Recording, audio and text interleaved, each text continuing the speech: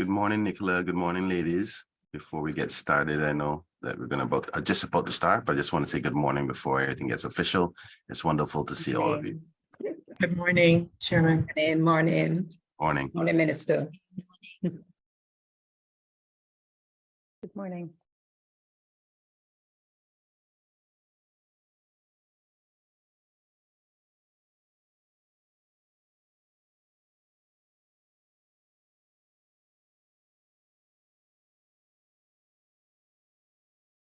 Good morning, everyone.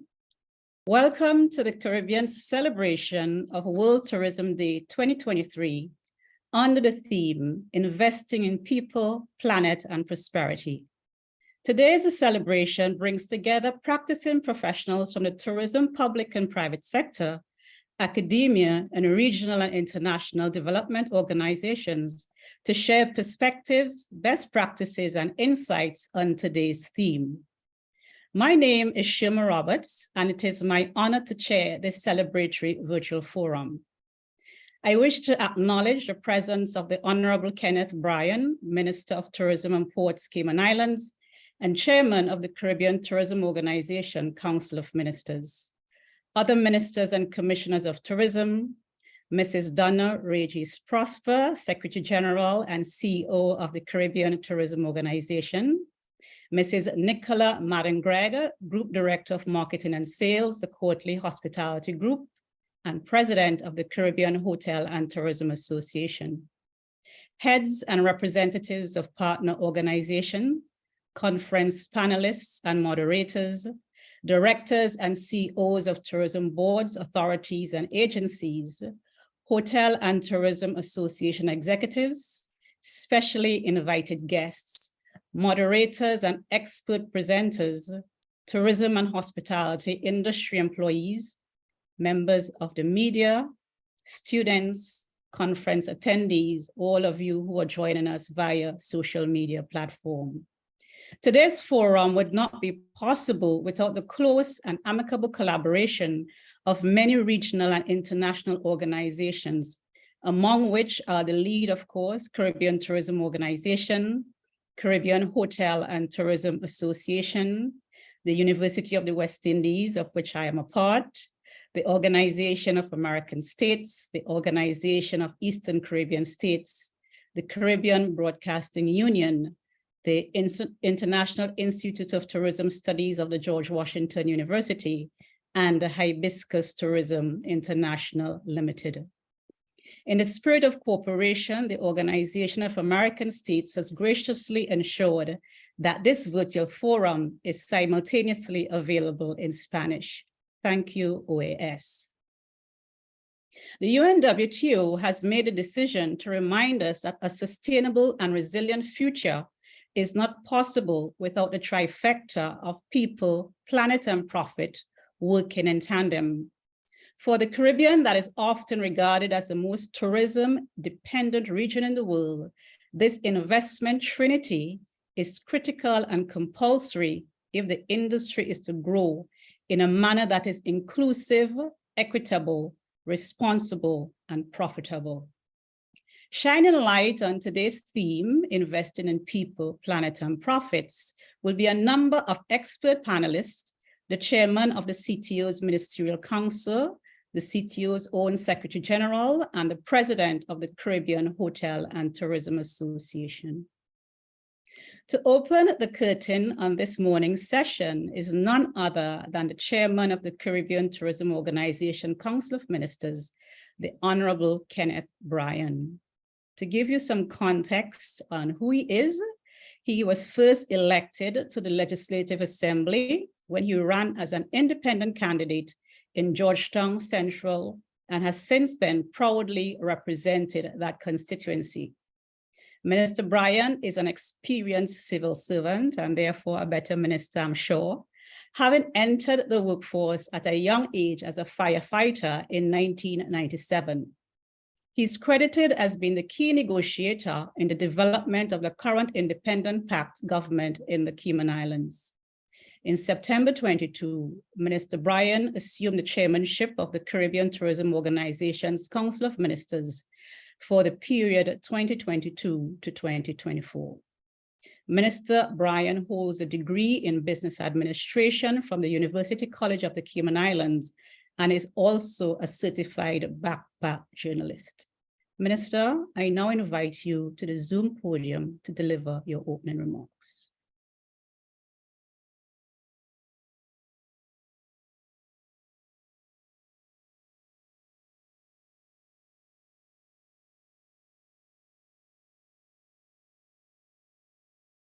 I believe you're muted, Minister. We can't hear you. Thank you for that. Let me start over. Good morning, ladies and gentlemen, fellow ministers, tourism partners, and distinguished guests. It is truly an honor to address you on this special occasion as we come together to observe the Caribbean World Tourism Day. This year's theme, Investing in People, Planet, and Prosperity, resonates deeply with the core values that define our collective vision for sustainable tourism in the Caribbean. The Caribbean has long been celebrated as a world-renowned tourism destination, attracting visitors from every corner of the globe. Tourism, at its core, is about people, the tourists who visit our shores, and the widely diverse Caribbean communities that call our amazing region home. As a tourism minister, I'm keenly focused on ensuring that our industry's growth and development translates into positive improvements in the quality of life of our people. Consequently, it is vital that we recognize the changing dynamics of our tourism industries and adapt our strategies in keeping with the market's trends and demands. The theme for this special day underlines the need for more targeted investments and calls for greater collaboration between the public and private sectors in creating jobs and providing opportunities for tourism workers to grow professionally within the industry. Investing in our people is equivalent to investing in the future of our tourism sectors.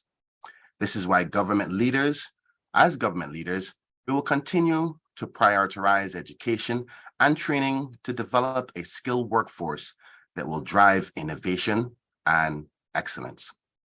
By providing opportunities for professional development, we are empowering our citizens to excel in various roles within the tourism sector, ultimately enhancing our competitiveness on a global stage. The importance of responsible environmental stewardship is also encapsulated in today's theme, highlighting the critical need to invest in the protection and the preservation of our planet. Our breathtaking landscapes, our pristine beaches, and vibrant ecosystems are the lifeblood of our Caribbean tourism product. And it is imperative that we invest in sustainable tourism practices to protect our environment. Preserving the natural beauty of our region should not be seen just as a responsibility, but as a duty. And as such, we must all remain committed to minimizing our ecological footprint by encouraging responsible tourism practices. By advocating for investments in eco-friendly infrastructure, promoting renewable energy, and implementing waste management solutions, we will effectively be preserving our natural treasures. I'm of the view that by embracing a culture of green investments within the tourism sector, we can strike a healthy balance between growth, development, and sustainability. I would love to see the Caribbean leading the way in sustainable tourism, setting an example for the rest of the world to follow. Moreover, by implementing sustainable practices, promoting eco-friendly initiatives, and encouraging our people to become more environmental stewards, we can and will safeguard our natural assets for future generations. This in turn will allow our region to continue to attract environmentally conscious visitors and increase the region's revenue from tourism. The final attributes of today's theme, prosperity, is not limited to only economic gains and growth.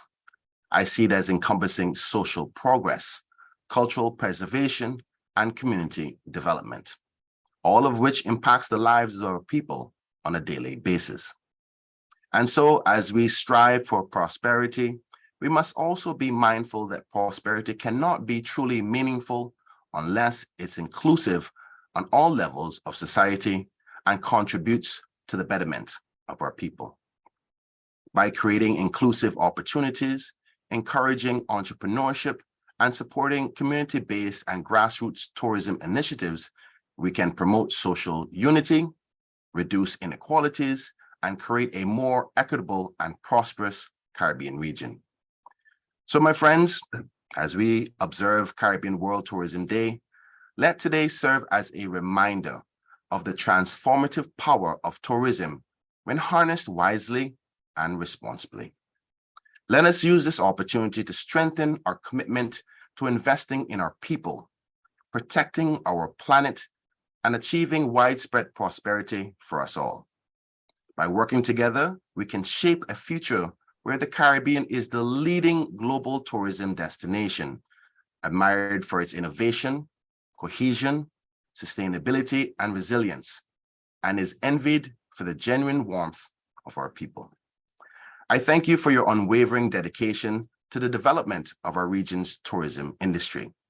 I wish you all a fulfilling and productive forum, and I look forward to hearing more on the ideas generated from today's panel discussions.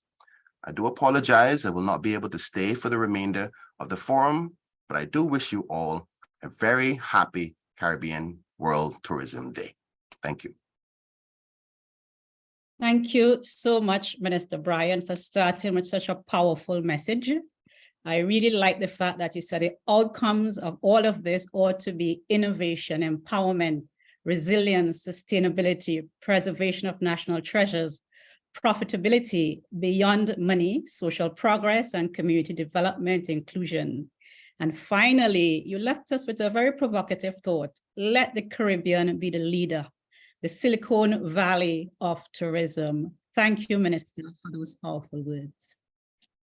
You're welcome. God bless you. Have a good day. Thank you. Let me now welcome again to the Zoom podium the President of the Caribbean Hotel and Tourism Association, Mrs. Nicola Madden-Gregg. She has 25 years experience in a hospitality business. Nicola is currently the Group Director of Marketing and Sales for the Courtly Hospitality Group. Her insights are in obvious demand as Nicola sits on a number of boards, including the Jamaica Tourism Board, the Jamaica Hotel and Tourism Association, as well as the Tourism Linkages Council. Not all work. Mrs. Madden-Gregg is a founder and co-chair of the Kingston City Run Half Marathon charity, which is now in its 8th year. She was recently honored by her country, Jamaica, for excellent and lifelong work in establishing and cementing the Jamaica brand on the world stage, receiving one of the island's highest awards, the Order of Distinction. Nicola, I now invite you to bring remarks. Thank you. Thank you, and good morning, everyone, and happy World Tourism Day. Firstly, let me thank Dr. Sherman Roberts and CTO Chairman Honorable Minister Kenneth Brand for your opening remarks, setting the stage for today's deliberations. I would also wish to offer a special greeting to Ms. Donna Regis Prosper, the new CEO and Secretary General of the Caribbean Tourism Association and our partner. Ladies and gentlemen, I thank you for your time this morning, and of course, I wish everyone a wonderful day. Reflecting on the theme for World Tourism Day 2023, investing in people, planet, and prosperity, while we have made incredible progress over the past 50+ years through tourism, there is still a long road ahead to truly capitalize on the tremendous opportunities that exist in making tourism an even greater driver of economic development, uplifting our people while protecting our planet, and benefiting from the prosperity that this industry can bring. As indicated by the WTCC Economic Impact Study on Caribbean Tourism, we have the propensity to nearly double earnings from the industry by 2032. The Caribbean travel and tourism sector could achieve an annual growth rate of 6.7%, reaching $96.6 billion in 2032. Meanwhile, travel and tourism jobs in the Caribbean could grow at an average rate of 4.5% annually, creating an additional 1.34 million jobs by that time. To meet and even exceed this target will require the collaborative effort of the public, private sector, and every Caribbean national. We have seen hundreds and thousands of Caribbean nationals gain employment at all levels, many rising to the very pinnacle of the industry. Some have become owners of micro, small, and even large tourism-related enterprises, which are few becoming regional and international players. While these achievements are notable, we must continue to ensure our people increase their ownership and fully capitalize on the potential of this industry. This will ensure not just the benefits of today, but to cement the future of our descendants as we work towards laying a platform to drive generational wealth through tourism. At CHT, our focus is on ensuring tourism is positioned to open these doors to more Caribbean nationals to become even greater stakeholders in the industry. We do this through offering annual scholarships through the CHT Educational Foundation, hosting numerous educational webinars and conferences, including our premier networking and educational forum, Chief, slated for November in Miami. As we continue to seek new markets, CHT is committed to continue strategic expansion of our annual trade show marketplace to highlight new destinations, as we did this year, hosting the event for the first time in Barbados and bringing new buyers to sell the Caribbean. As we work to leverage the national talent of our people exhibited in our music, our language, art, food, athletics, architecture, and all aspects of our unique cultures, locals and visitors alike will be immersed in authentic experiences delivered with Caribbean flair. Marketplace 2024 will feature an emphasis on new markets and multi-destination travel, showcasing linkages with agriculture, manufacturing, and the creative industries. This nexus provides great opportunity for investing in other industries which are linked to tourism, bringing broader benefits to all. We must collaborate more on developing our people through better training, incorporating new technology and systems to add more relevance to our education programs and ensure our youth are prepared to compete at the highest level. The correct and measured use of artificial intelligence and other advanced technologies is paramount in attaining these goals. Training should not be just to have more people join the workforce, but also to release the entrepreneurial potential of our nationals with a strategic focus to not only fulfill the demand potential within the region, but to build companies that can grow and succeed worldwide. Nothing is stopping us from being a worldwide producer of goods and services in tourism domiciled in the Caribbean. Tomorrow's leaders must be seized with the challenges presented with the imminent impact of climate change and seek new and innovative methods to continue to use tourism to drive positive returns while protecting and preserving and enhancing that God-given gift of nature that we are privileged to caretake. Investing in our planet requires a massive mindset change, whereby each of us recognizes that we are stewards of our planet in our own way. Again, while we have made some progress in protecting our planet, we have to go further.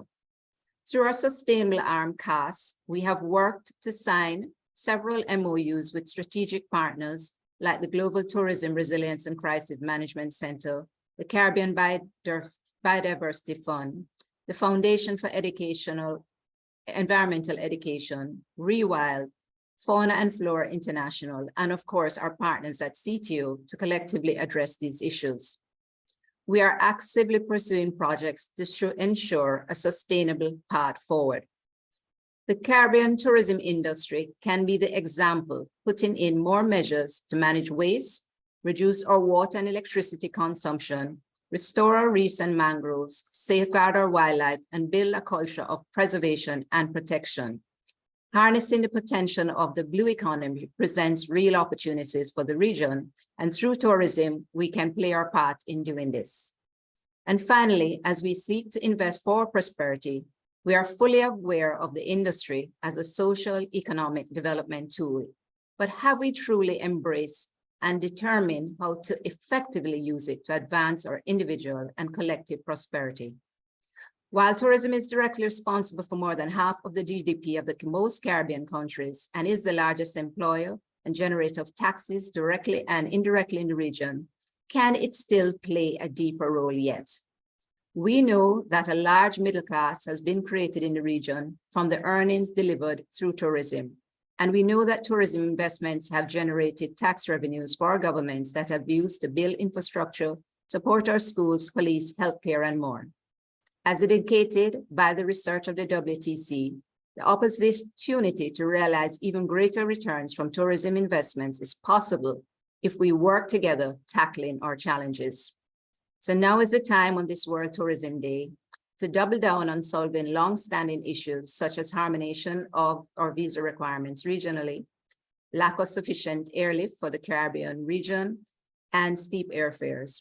Other factors such as strengthening our interregional collaboration, investing in physical infrastructure, while we recruit, train, and retool our workforce will be important as we continue to diversify our product offerings, continue to meet the new demands of today's travelers, strengthening our SSTME FTEs and formalizing policy to expand local ownership and drive more direct revenue into the wider community.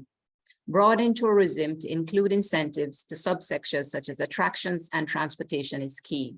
So today, as we celebrate the milestone of another World Tourism Day, we must continue to be mindful that tourism must continue to be developed in a responsible manner, protecting and uplifting our planet, respecting and enhancing our environment, and ensuring our people are able to fairly share in the fruits of our collective efforts. It brings immense pleasure to share these thoughts on behalf of the Caribbean Hotel and Tourism Association and our sister organizations, the Caribbean Alliance for Sustainable Tourism and the CHTA Education Foundation, and to wish each and every one of you a reflective day with informative presentations that will motivate each of us to aspire to even greater heights. Happy Caribbean World Tourism Day.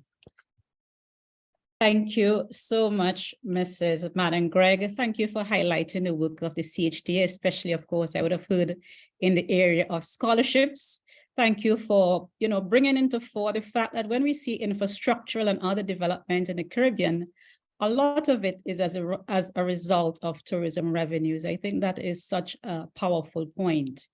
For reminding us as well about education that should take account of new technologies, and you're speaking directly to us, and that we are all stewards individually and cooperatively of stewards of our planet.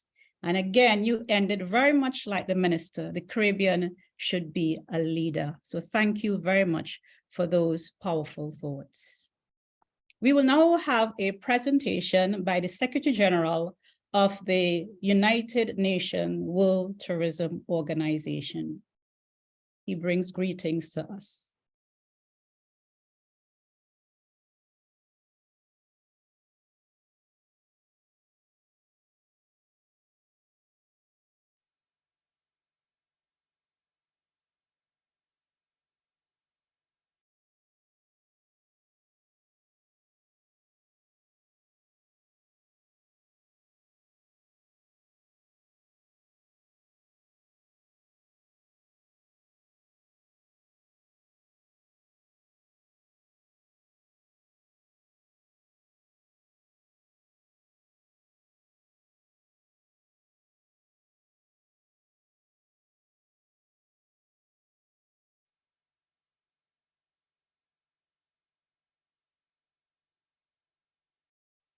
Dear friends, it's a true pleasure to greet you on this World Tourism Day.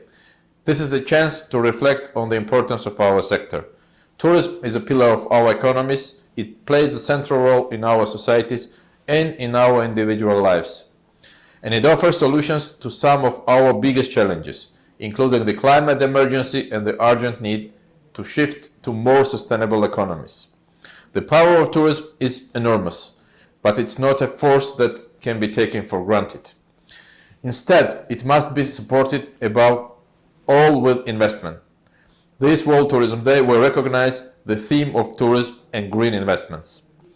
The theme could not be more timely. 2023 was the hottest year on record, and extreme weather events like heat waves could become the new normal.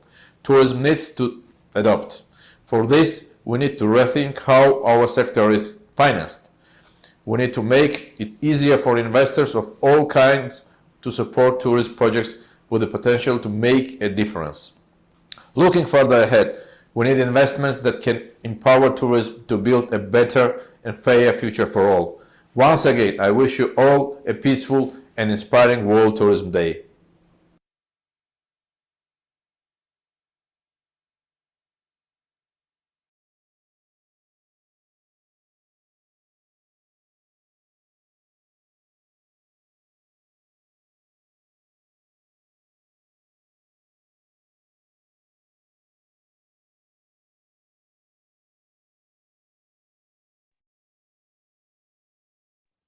You are muted, Dr. Roberts.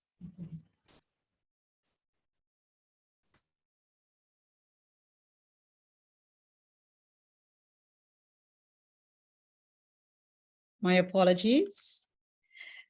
Ladies and gentlemen, I have the singular honor of introducing Mrs. Donna Regis Prosper, the first Secretary General of the CTO to also carry the title of Chief Executive Officer. With an impressive career that spans more than 22 years, Mrs. Regis Prosper brings an unparalleled depth and breadth of knowledge and experience in the tourism industry to the CTO.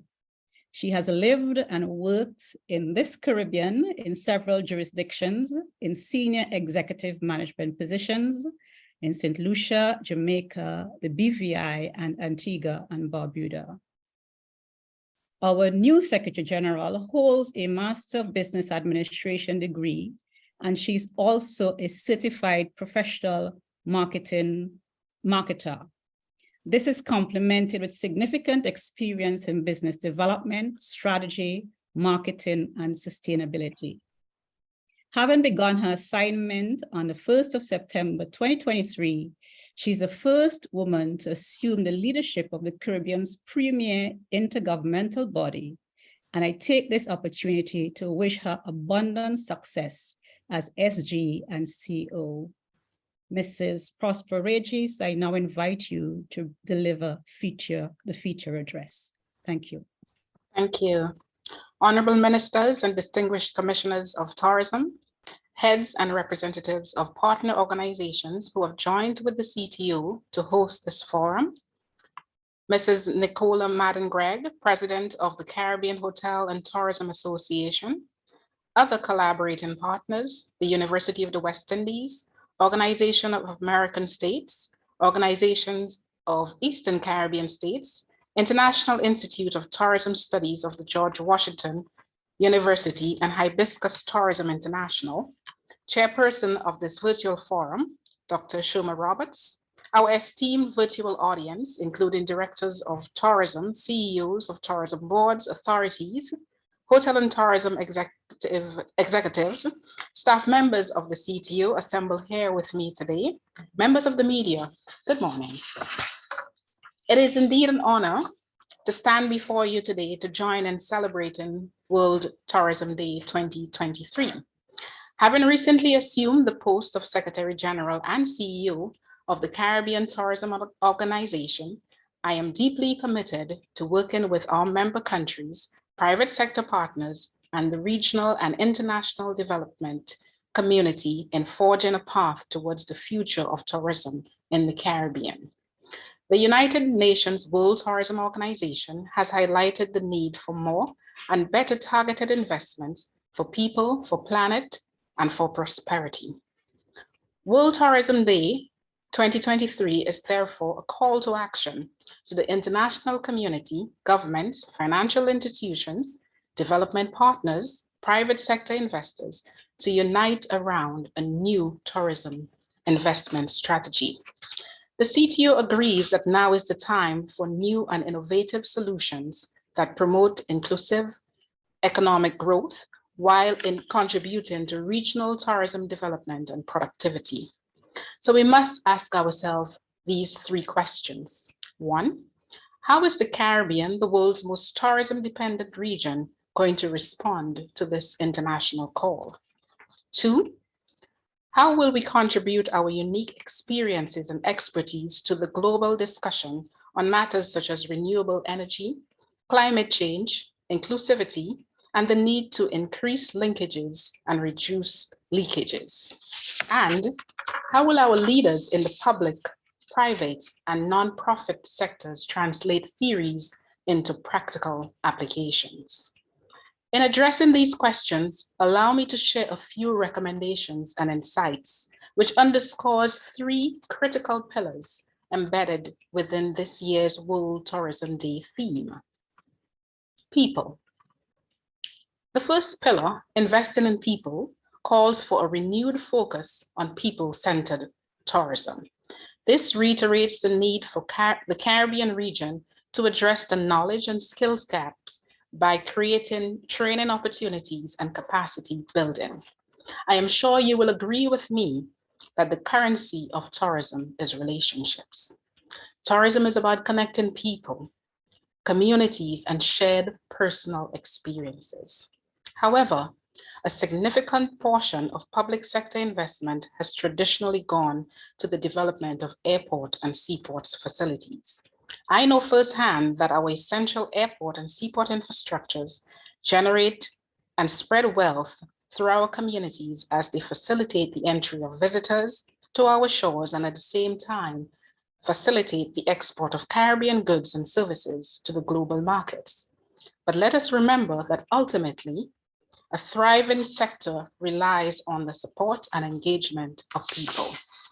Recognizing this, the CTO and CHTA are currently implementing the Regional Tourism Health Capacity Enhancement and Digitalization Project. As part of this initiative, the CTO and CHTA will roll out a suite of courses adapted for in-person and online delivery. The planet. The second pillar, investing in the planet, echoes the urgent appeal for green transformation of the Caribbean tourism sector. The Caribbean is not only a destination of unparalleled natural beauty, but also a custodian of fragile ecosystems. Green investments and environmentally conscious practices must therefore be at the forefront of our tourism development endeavors. Awareness of sustainability continues to grow, with travelers and host countries alike demanding the same thing, which is improvement in areas such as conservation, protection, renewable energy, food production, and farming methods. As a sector, we must be willing to make the necessary investment that makes sense given our natural resources as well as our geographic limitations. The third pillar, prosperity, investing in prosperity, highlights the need for public-private sector partnership as a means of ensuring progress and prosperity for all of us. It requires greater emphasis given to diversity, equity, inclusion, ensuring that there is equal access to tourism markets, fair access to employment and business development opportunities. Central to this principle is the need to foster an environment where all individuals feel welcomed, valued, and included. To achieve this objective, it is important to ensure that facilities, attractions, and accommodations are accessible to all. The CTO therefore supports the call of the UNWTO for new and innovative solutions and investment that stimulate and underpin the tourism sector's growth, productivity, and sustainability. It is a call to invest in our talented human capital. When our people, our communities, and our planet thrive, our industry and our destinations prosper. Building on the 3 S's, which is social inclusion, sustainability, smart destinations, and businesses, which has been identified as essential in the ongoing tourism recovery, we believe that the future of the Caribbean tourism will be led by green growth. This will be defined by an era of green investment through increasing use of green technologies, providing training in green skills, unlocking green jobs, pursuing green business practices. We believe that the Caribbean should lead and not follow on investing in healthy, sustainable, and a productive future for the prosperity of our people and our planet. I look forward to working with everyone as we embark on this journey towards a more sustainable, inclusive, and resilient future. On behalf of all of us here at the CTO, I wish you a very happy World Tourism Day. Thank you.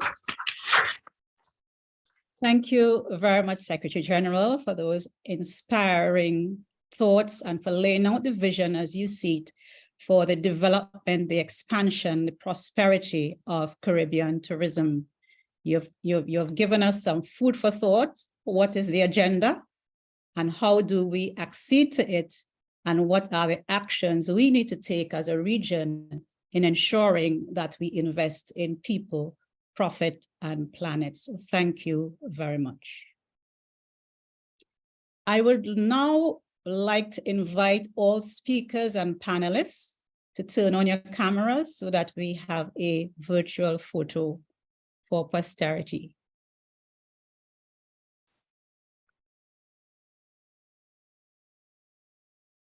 And you can smile.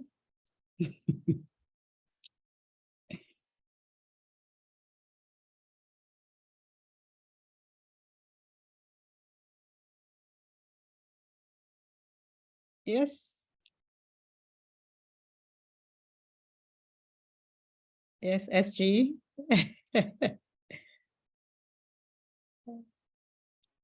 All right, I'm sure that's done. Thank you very much, everyone. Not yet? Thank you very much, everyone.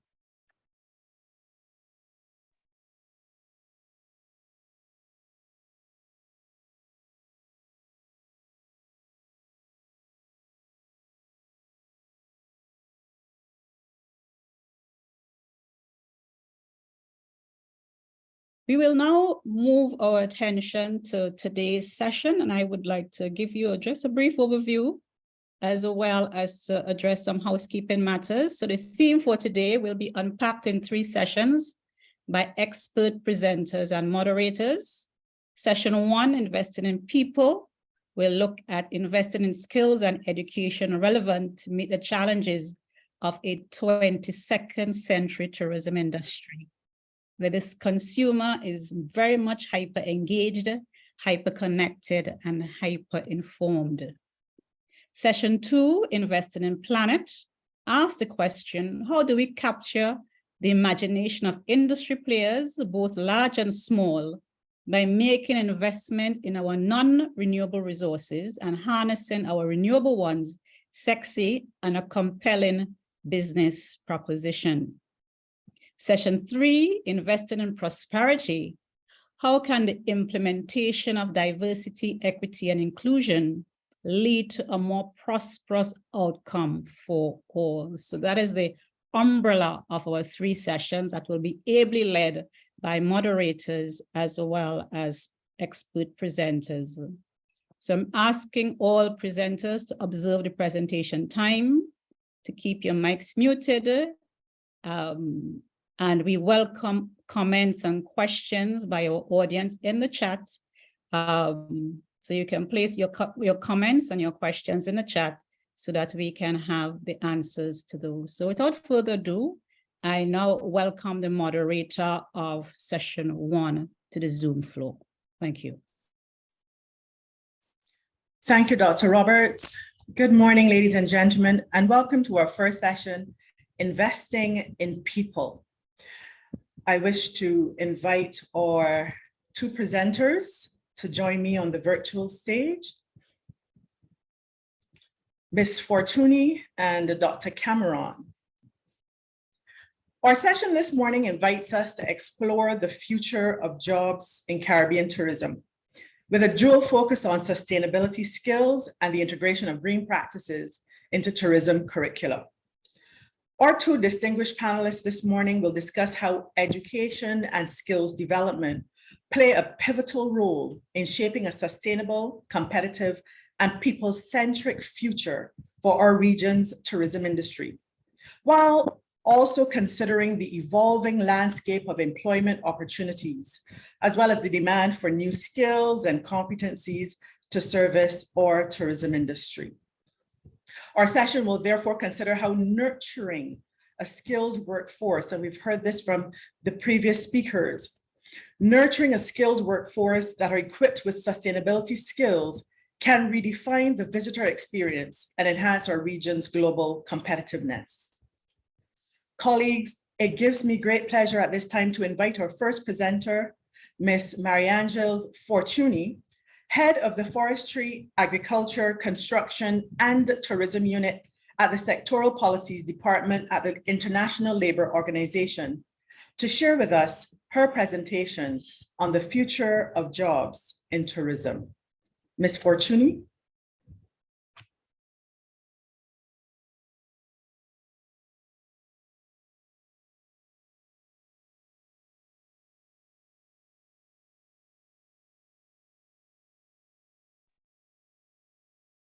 Good morning, and my apologies. I haven't used Zoom for a little while, so I hope that you can hear me. And first of all, greetings from Geneva. Happy World Tourism Day, and thank you so much for thinking of the ILO for this important event. My presentation will give a bit of a global perspective as I work in the ILO headquarters. And I will start with, sorry, I'm trying to move.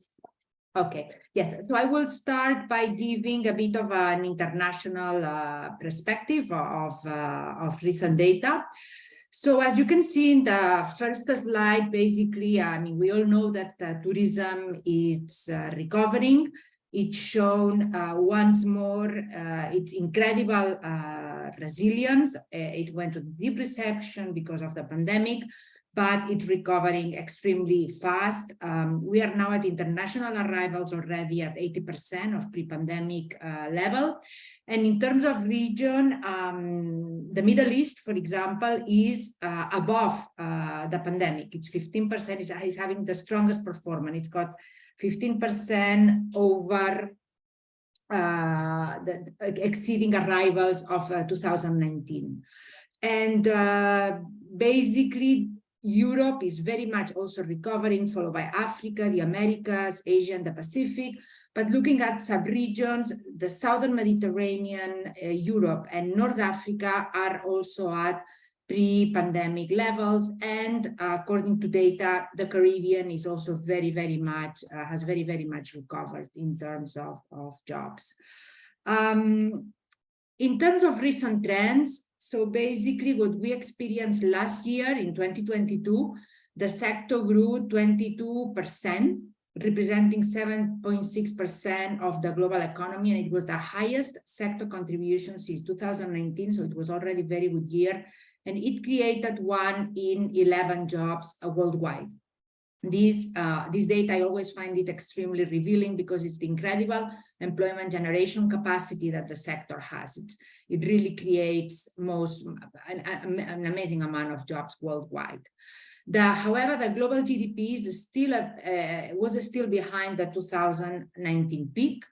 However, this year, basically, the sector economically has recovered very much. It's at 5% below pre-pandemic levels, and basically it's foreseen that it will recover to 95% of the 2019 job level. And basically, by the next decade, the sector is expected to grow the GDP contribution to 11.6% of the global economy by 2033. This is a very huge number. And we will have almost 12% of the working population is going to be employed in the sector. And this also shows the incredible relationship that the sector has with economic performance and the creation of jobs. It's a very strong relationship between economic recovery and job recovery in the sector. So for the ILO is a key sector because of its incredible employment generation capacity. I would like to talk a little bit about some current trends in the sector. Basically the trends that are affecting the drivers of change. We say tourism sector is at a turning point, And basically, in a nutshell, these are globalization, climate change, changes, the different work organization, how they've changed, and how also COVID has triggered these changes on work organization, going towards a more diverse and multi-generational workforce, and the technological advances. So yes, globalization and tourism, indeed, globalization is creating a lot of new jobs, a lot of new opportunities, but it also comes with basically certain impacts, certain challenges, making tourism products more uniform, possibly eroding local cultures, putting pressure to local infrastructure, et cetera, that basically needs to be taken into consideration. And also an important aspect of globalization is the whole issue of migration and basically how it is impacting labor migration in the sector because of shortages of labor. And also how during the pandemic, they were like the hardest hits, where basically migrant workers, majority women, majority youth. So it's very, very important to basically target those populations to have good migration frameworks and to manage adequately migration trends. So technology, again, tourism is shown to be an early adopter of new technologies and platforms, and the digital transformation can really help a lot deliver more efficient products, more efficient services, but this also comes with certain challenges. One of them is basically the skills that are needed, the digital skills that will be needed for the future of jobs in the sector. Another one is the demographics. And of course, while the tourism is a big employer of young people, it's important to look at the workforce trends and dynamics, the aging of the population, the needs that are going to come with this growing aging population that probably will be able to afford travel more sometimes than younger generations, and how it's going to have to be a multi-generational workforce and very diverse. And of course, challenge that as the General Secretary of UNWTO was mentioning, is this has been the hottest year in history, and climate change is very much affecting tourism. Policies and regulations, they need to be put in place to ensure that tourism is sustainable, because it can really greatly contribute to environmental sustainability and to greening. But an important aspect is also to realize the full potential that the sector has to create green jobs.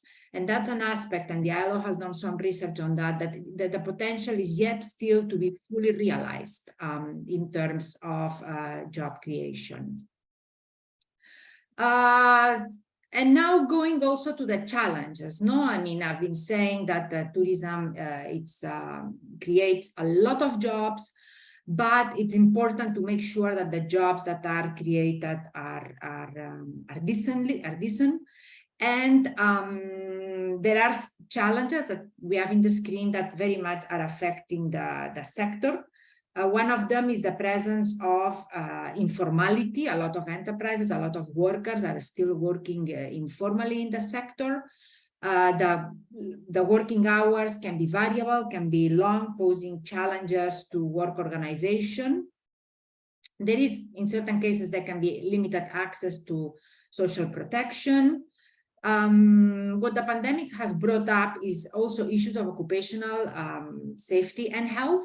And that's something I think that the sector is more and more taking over, the occupational safety and health issues of workers, but that's also important to consider. Gender-based discrimination is there. The gender wage gap is large in the sector. Men earn more than women, and there are more men in leadership positions, in management positions than there are more men than women. And it's very nice to see here in the audience that are very, some high-level women that are represented. So in this sense, that the region is a good practice example. Then there is weak regulation, enforcement and organization of labor. Rates of unionization in the sector can be low. Enforcement of regulation can be a challenge. Also, the lack of what we call an enabling environment for sustainable enterprises. The majority of enterprises operating in the sector, up to 80%, are medium and small-sized enterprises.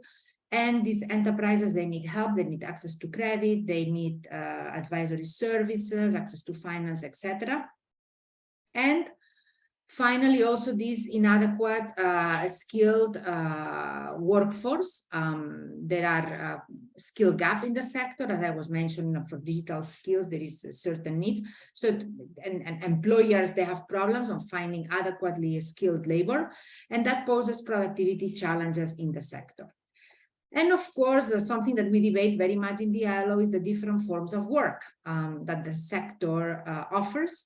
Seasonal, part-time, outsourcing, and they can be indeed a stepping stone to employment for young people that offers a lot of opportunities. However, they need to be well regulated, because if they are not well regulated or well enforced, they can give rise to decent work deficits. So the ILO, basically, as I was saying, tourism is a priority sector. We are a tripartite organization. As you may know, we work with governments, employers, and workers.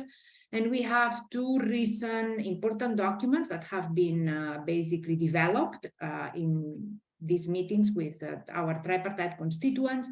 One are some guidelines on decent work and socially responsible tourism. It's basically a booklet that you have it here in the screen that basically provide a step-by-step guidelines on how to promote decent work and sustainable and socially responsible tourism. And the beauty of these documents, I basically keep emphasizing, is that they have this tripartite agreement. So business has agreed with unions, has agreed with governments from different countries that these are the steps to follow.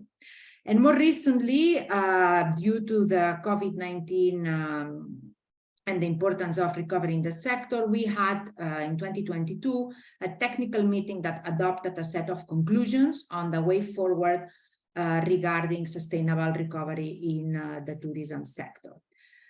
So just to give you a bit of a highlight on what these conclusions and the message that basically our constituents are saying, I mean, not only the office of the ILO, but the constituents, that they put particular emphasis to have a human-centered, inclusive, sustainable, and resilient recovery.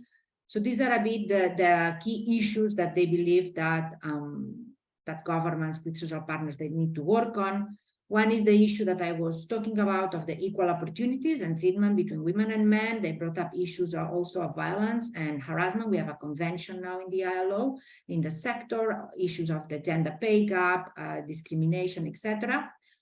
Another one, it's the issue of informality. That's very, very much at the core of what the ILO is doing, and it's very, very much in the interest of our constituents, because it's in everybody's interest to stop informality. It's in the interest of the worker, the employer, and the government. So extending social protection systems to make sure that we formalize jobs should be a priority for many countries. Then the issue I was mentioning also of occupational safety and health, very high in the agenda in the ILO, and basically to have this preventive OSH culture in the sector is very much seen as a priority. Then basically like skill development, skills and targeted policies that basically they develop adequate career development that promote lifelong learning are crucial for the sector. Then this policy and this enabling policy environment that basically ensures that MSMEs, small and medium-sized enterprises, can basically bloom and that they can create all these jobs, all these decent jobs that are very much needed. Finally, the importance of sustainable tourism, the ecotourism that basically promotes the preservation of the natural environment is also crucial. And finally, that all these measures that are done through social dialogue, tripartite social dialogue between employers, workers, and governments as the best mean to come up with creative and long-lasting solutions in the sector. So thank you very much. And I look forward to the next presentation and the discussion. Thank you. Thank you also, Ms. Fortuny. And I know there's a lot more that can be said that time won't allow as it relates to skills required for the future, particularly the future of jobs in the tourism industry. And as you mentioned earlier, the need to fully embrace and to be early adopters of new technologies and platforms that would allow us to develop personalized, diverse, and efficient tourism products and services. Thank you once again. The CTO actually is providing an opportunity for this discussion to continue around skills development and the future of work as it hosts the 10th Tourism Human Resources Conference this year from the 30th of October to the 1st of November at the Four Seasons Resort Nevis in collaboration with the Ministry of Tourism in Nevis. So colleagues, I do invite you to join us there. Thank you again, Ms. Fortuny. Ladies and gentlemen, please be reminded that the audience is invited to use the Q&A feature in Zoom for any questions that you may wish to pose to the panelists. Questions can be posed at any time. However, the Q&A segment will be held after all the panelists have presented. Our panelists will be looking out for your question, and if time allows, we will pose the question on your behalf. However, if we are short on time, and I know we're a little behind, we will invite the panelists to provide their responses within the Zoom Q&A feature. So kindly identify the panelist to whom your question or questions are directed. We will record any unanswered questions and aim to provide a response as part of the post-event follow-up. Audience members are to be mindful that this is a public forum and we want to be respectful of each other and the exchange of views that will take place here.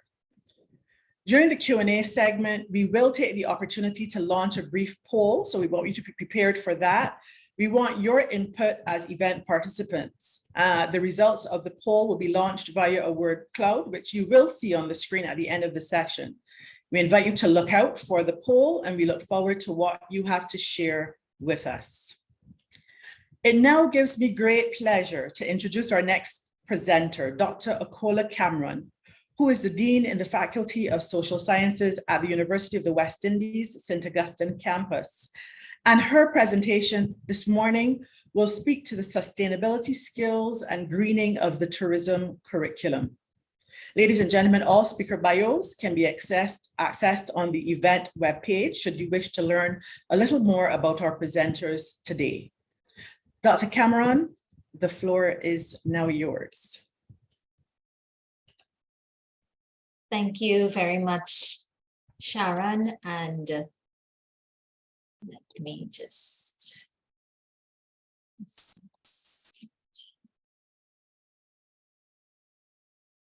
okay.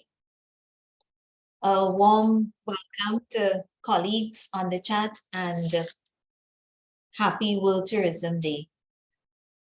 This morning, I just want to share a little bit of some research that was conducted with some colleagues in Germany, in Southern Africa, and here at the UWI St. Augustine. And the research we looked at was the greening of the tourism curriculum. And it was a comparative analysis of the Caribbean, Germany, as well as southern parts of Africa. Okay. And let me just provide you with a little context as to why we decided to look at this particular research. There's this quote from the UN Secretary General. I'm sure you're probably familiar with it. He says, "We are on a highway to climate hell with our foot on the accelerator." And there has been a lot of talk around about climate change and of course the negative ramifications of climate change. And of course, you know that tourism is both a contributor to the negative impacts of climate change as well as a recipient of the negative impacts of climate change. And so as a key stakeholder, higher education, we thought that we want to look at exactly what role does higher education play as a key stakeholder in advancing the sustainability agenda of the tourism industry through the curriculum. And so the research focused on three main areas. We wanted to get a sense as to what is the adequacy of the current curricula in terms of greening the tourism sector? To what extent does the offerings of tourism education really prepare graduates to engage with greening the sector. We also wanted to examine what are the key areas that industry stakeholders, that tourism students, tourism educators, what are the key areas that need to be focused on, and what are the key green competencies that are needed in order to make the curriculum more sustainable or green sensitive.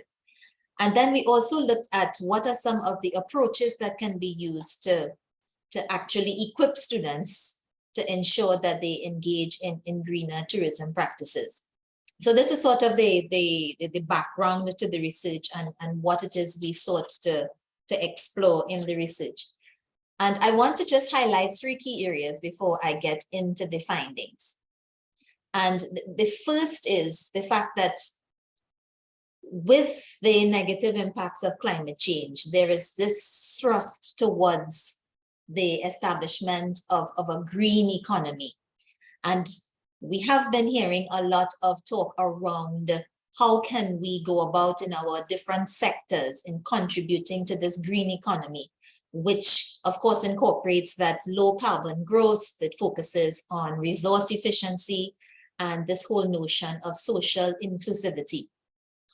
And when we translate that into the tourism context, we see that the greening of tourism has morphed into a broader discussion that encompasses more than just environmentally sustainable actions. We see this whole idea of greening tourism focusing on reducing carbon emissions, but also involves issues of climate justice, equality, inclusion, among other social issues. We also see green tourism including new heritage-based products and services built upon existing local resources that seek to inform and educate on key heritage values. We see the emergence of more tourism eco-labels. And so there are a host of different approaches to how tourism can contribute to this green economy. And from where I sit in education, we've been looking at this whole greening of tourism and thinking through, well, how do we contribute to this whole greening of tourism? And one of the ways that, of course, education can contribute is through this whole notion of developing green competencies among individuals.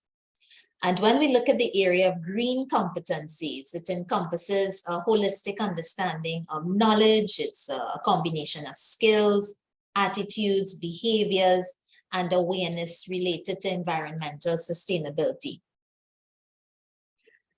So if you look at the screen, you would see that there are 6 core green competencies that we see coming out from the research. You have that whole green attitude, that natural inclination to care for the environment, green ability, which speaks to practical skills and competencies, green mindfulness, being present and attentive to the environment, the whole notion of environmental consciousness, where you are conscious of the impact of your actions on the environment, the notion of green knowledge about ecological systems, issues, practices. And then, of course, there is that general awareness, the ability to improve ecological conduct and make informed choices. And so the question, of course, is when we look at all these green competencies, the issue is which of these green competencies, of course, are critical if it is that we now have to incorporate green issues into the curriculum. And therein lies the challenge, of course, for tourism educators, in that we have the challenge, if you like, of balancing that curriculum, where there has to be a focus, of course, on the theoretical knowledge. There has to be a focus on the practical working skills. How do we get students ready for the world of work? And then, of course, you have the higher order competencies that speak to treating with global challenges such as climate change and the ethical responsibility, sense of values, etc. And for the tourism curriculum, it's for educators, it's about how do you strike an appropriate balance to ensure that we have well-rounded graduates who are able to contribute in a meaningful way to the development of the sector. Traditionally, the focus has been primarily on ensuring that graduates are ready for the world of work. So a lot of attention placed on vocational skills, that work-ready specific skills.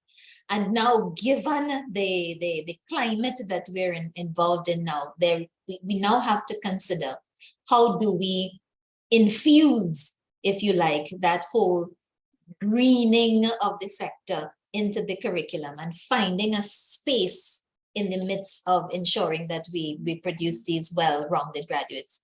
And so that was the focus of the research. And so we adopted a quantitative approach where we collected data from 120 students across Germany, across Trinidad, Jamaica, Barbados.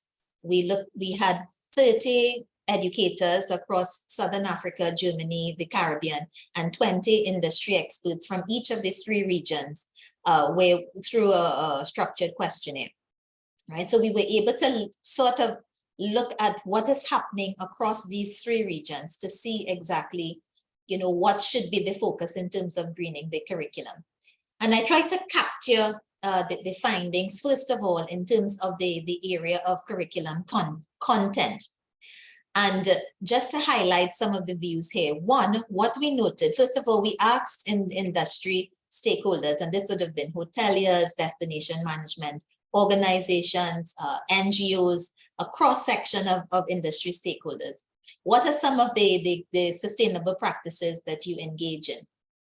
And what was quite surprising from the research is that conservation of water, energy, and biodiversity were the least practiced among industry stakeholders, right?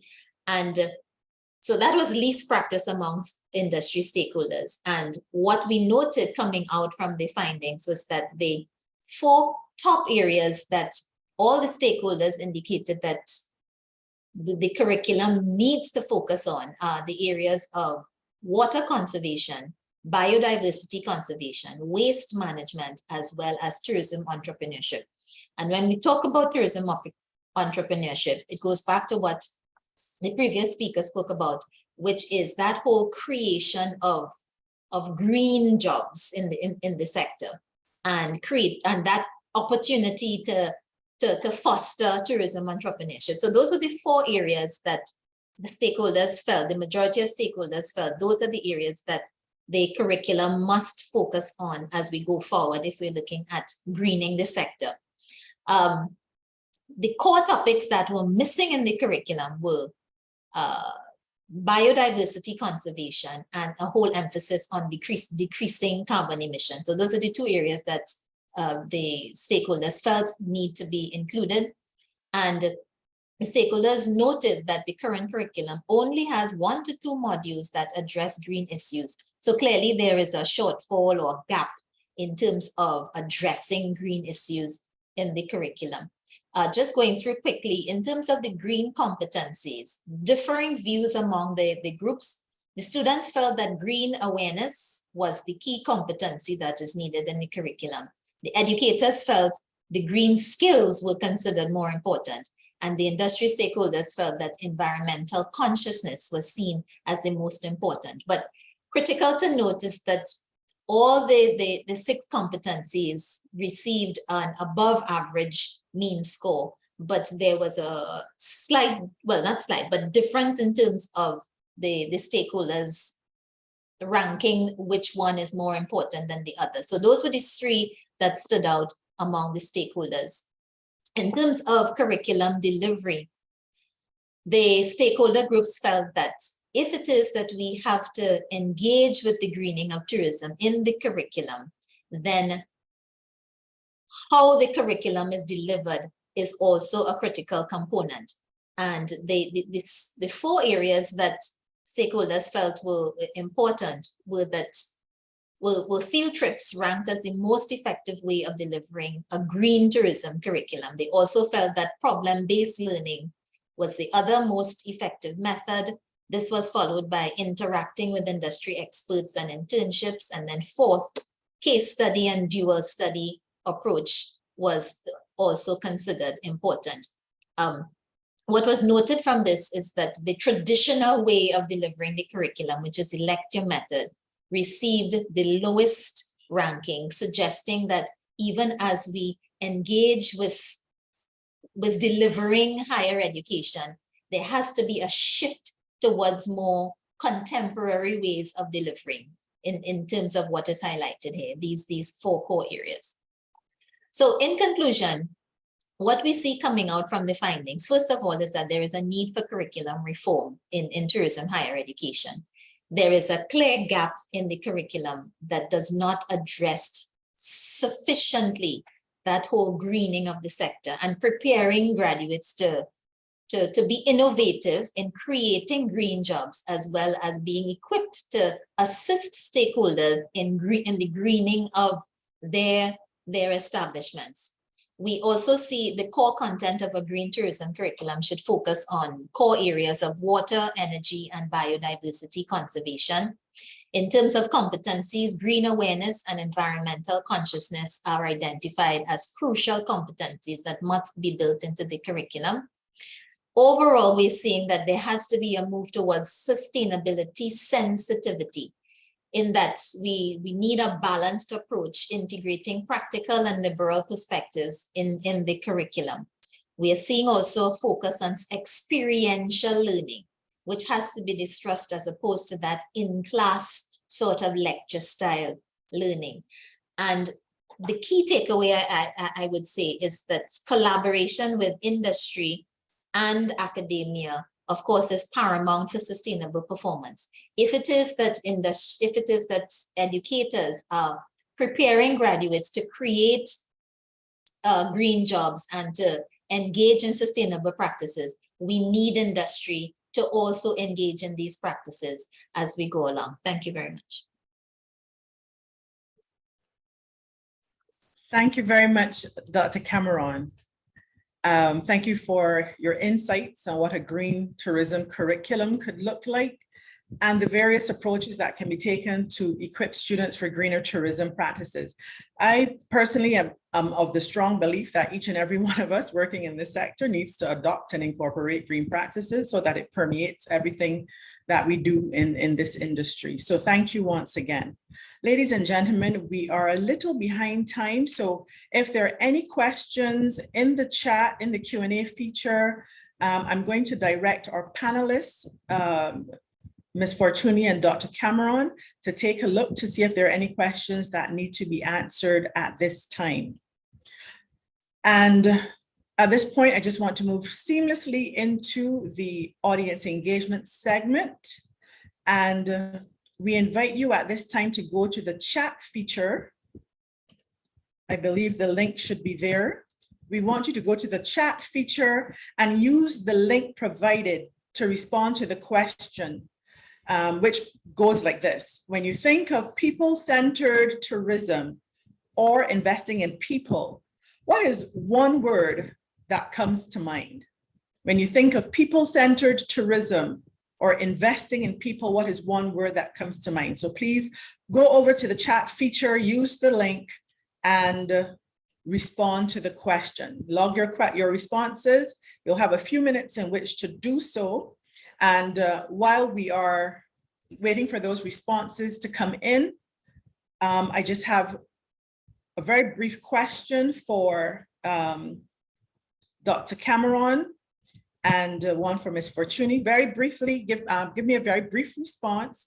Dr. Cameron, what do you believe is the biggest challenge to achieving the curriculum reform in higher education to which you referred in your concluding slides?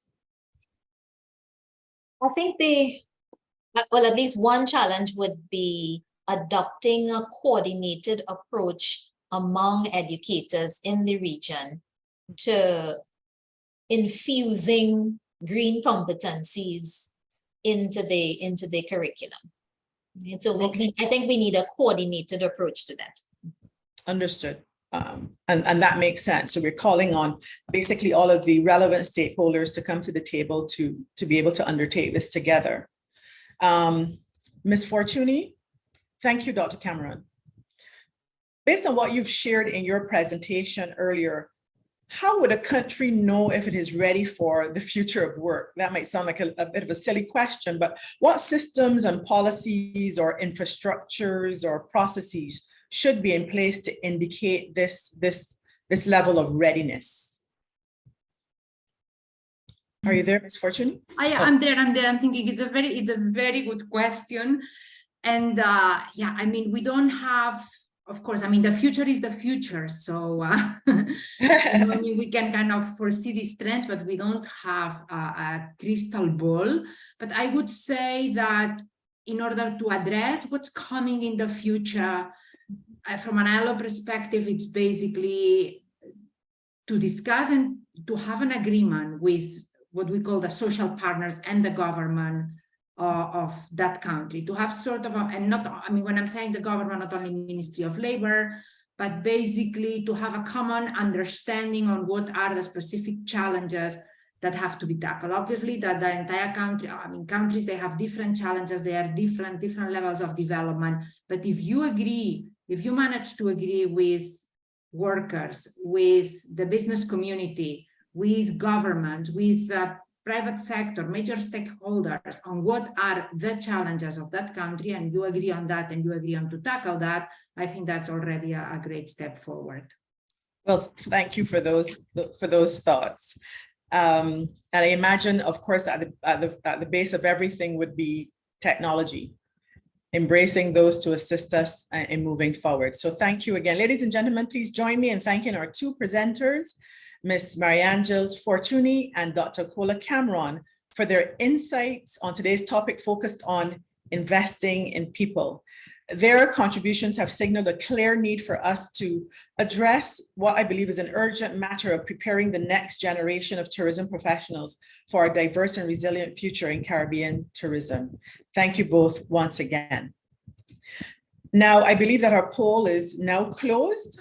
Am I correct in saying that? And without spending too much time here, I believe that the results of the poll will be shown to us. And right, so all of us can take a look here, and we see that, you know, persons believe, and I'm not going to spend a lot of time here, but when we think people-centered tourism or investing in people, people are thinking empowerment, opportunity, education, sustainability, which has been a thread woven throughout everything that we've spoken about today, inclusivity, personalized engagement. So I do want to take this opportunity to thank our audience for your participation. You will have other opportunities to participate again during the course of this morning's forum. So as we conclude, ladies and gentlemen, this session on investing in people, our discussions would not be complete without hearing from our young people. In a segment entitled The Youth Voice on Tourism Careers Showcase, Empowering the Future, we want to invite to the virtual platform Ms. Kenita Kenville, a native of St. Vincent and the Grenadines, who has just completed her bachelor's degree in tourism management, to lend her voice on this important topic. Ms. Henville, welcome, and over to you. Thank you.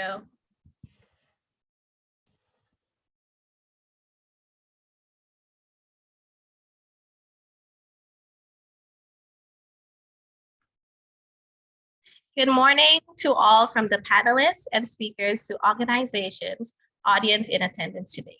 It's a great honor to be here and be speaking among such astonishing people in our industry. My name is Kenita Henville, and my topic this morning would be investing in the people. Children are a country's future, so investing in the future would equate to a better outcome.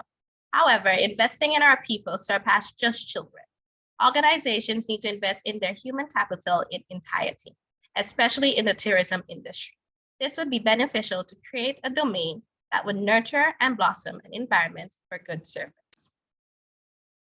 Tourism is not like any other sector, as it shares qualities with all of the sectors. It helps strengthen the economy, preserve local history, and conserve natural environment. It allows people, nature, and a country to write the narrative they want to showcase.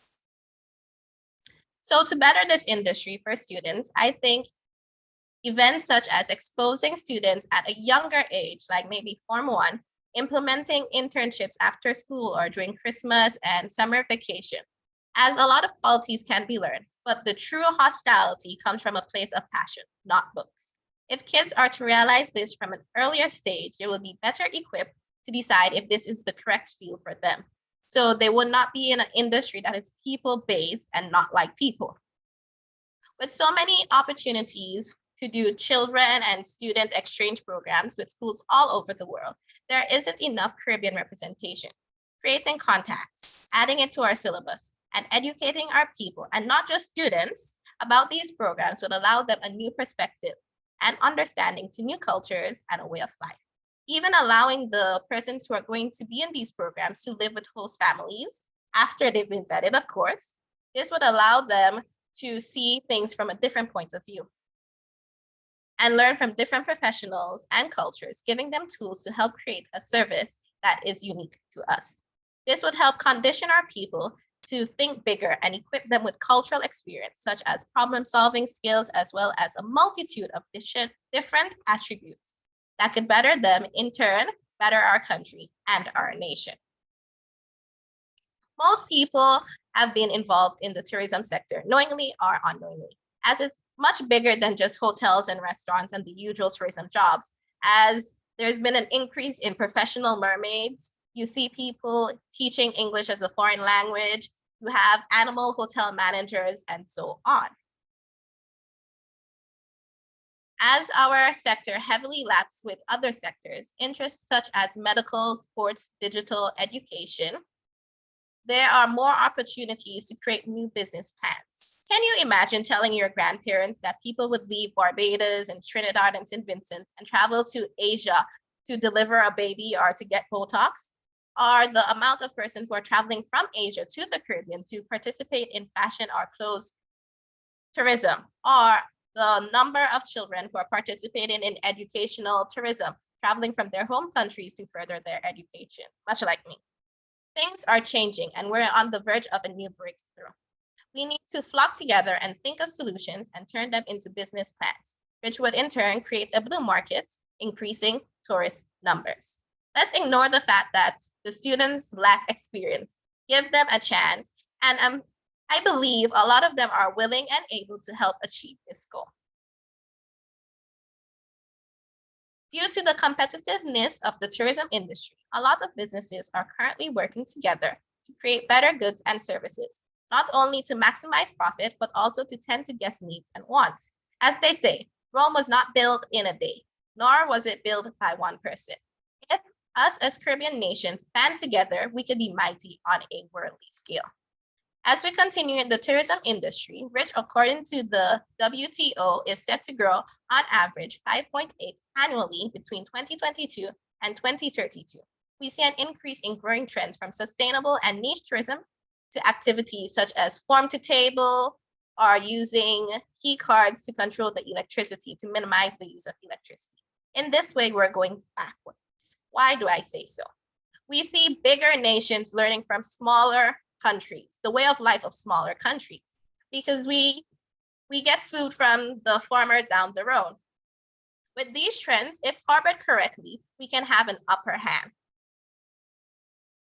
When talking about sustainability, my mind often goes back to my participation in the Sustainable Hospitality Challenge. Here, I got to participate around like-minded hospitality students with one common goal, creating new innovative concepts for the tourism industry. And then we would present this in front of panelists of seniors in the field. Here, you review and process all the current trends in our industry. Here is where I thought we as Caribbeans can market the sustainable trends that were mentioned before as a lifestyle choice, not just for tourists, but the way we indeed live in our daily lives, trying to achieve the UN 16 SDGs, doing better to achieve better. However, there are some trends I think, if not controlled and monitored, could be detrimental to our industry, such as the use of technology. I'm not saying it's not effective and efficient, but if we continue to allow machines to take over our human capital, we would be unable to create the connection that we think of in the service of tourism and hospitality. This was all seen during COVID-19. I recently returned from Taiwan, and being a country that took it so seriously meant contactless payments, artificial intelligence, virtual reality, safe but void. I've always been interested in the tourism and hospitality field. The concept of helping people and being a part of a process that makes people happy, from celebratory dinners to honeymoon vacation. It wasn't, however, until university that I realized I not only wanted to be a part of it, but I wanted to help plan and organize events and promote my country and my region. I want to help children like me reach further than the generation before us and take our countries to higher heights. My current goal is to create a connection with the Sustainable Hospitality Challenge with the students of the Caribbean, and in turn create a name not only for the Caribbean, but for my island and all the islands individually. I want persons to know that the Caribbean is bigger than just Jamaica and Cuba, that Trinidad, Barbados, and St. Vincent exist. This is what I'm passionate about, and this is what hospitality means to me. Soaring, freedom, happiness, and education. Thank you. Thank you very much, Ms. Hanville, for your presentation. Colleagues, I don't know about you, but I find it so refreshing to hear our young people articulate their views on the tourism industry in the region and to share their expectations for the future of work in the industry, as well as provide solutions for challenges that are often identified. In closing, let me thank once again Ms. Fortuny, Dr. Cameron, and Ms. Hanville for contributing so richly to the subject, investing in people. And thanks to you, the audience, for your keen participation. Madam Chairperson, it's back over to you. Thank you very much, Sharon. That was indeed so well articulated by the student. Let's move now to our second session, Investing in Planet, and we have Christine Young as our moderator. Christine is the Managing Director of Green Carib Consulting, and she's a board member of the CHTA Caribbean Alliance for Sustainable Tourism. Christine, over to you. Good morning, and thank you, Dr. Roberts. As Dr. Roberts mentioned, my name is Christine Young, and I have the pleasure of moderating the session this morning on investing in the planet, green transformation, the path to sustainability, growth, and resilience in the Caribbean tourism. As small island developing states, which are heavily dependent on tourism, it is no secret that we are open to several vulnerabilities, including climate change, loss of biodiversity, and damage to fragile ecosystems, including our very dear coral reef and wetlands. Today, our panelists are here to give insights and approaches to strengthening capacity within the region. And we have a really esteemed group of panelists this morning. We have two who are sharing with us this morning, Mrs. Maria Fowell and also Mrs. Nancy Fowan. We first welcome Mrs. Maria Fowell, who is a Senior Technical Specialist of the Tourism Economic Development Unit at the OECS Commission. Maria will touch on empowering sustainability through green investments, the role for the tourism sector. Welcome, Maria. Thank you, Christine. Good morning to everybody. Let me just share my screen.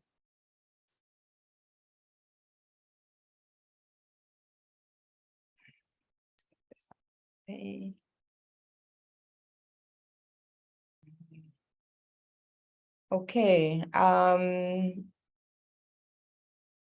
Christine, can you just confirm that you're seeing the right screen? Are you seeing yes presentation mode? Correct. Not presentation mode just yet. There we go. I think it's coming on. Yes, we're now on. Thank you. Okay, great. Okay, good morning, everybody. And I would like to wish everybody a happy World Tourism Day, happy Caribbean World Tourism Day. It's really a pleasure to be here this morning. And I would like to get into the topic of empowering sustainability through green investments and the role for the tourism sector. So the World Tourism Day has called for more and better targeted green investments, for new investments. And we definitely are looking to do that to support our people, our planet, and prosperity. And this morning we're dealing with planet. So just to put some context to it, we all know that the Caribbean region is heavily dependent on tourism. I think that most of the speakers this morning, our chair of CTO, our new CEO, and also CHDA, all reiterated the heavy dependence on tourism. And in particular, for the space in which I sit, the OECS in the Eastern Caribbean, that dependency is even greater.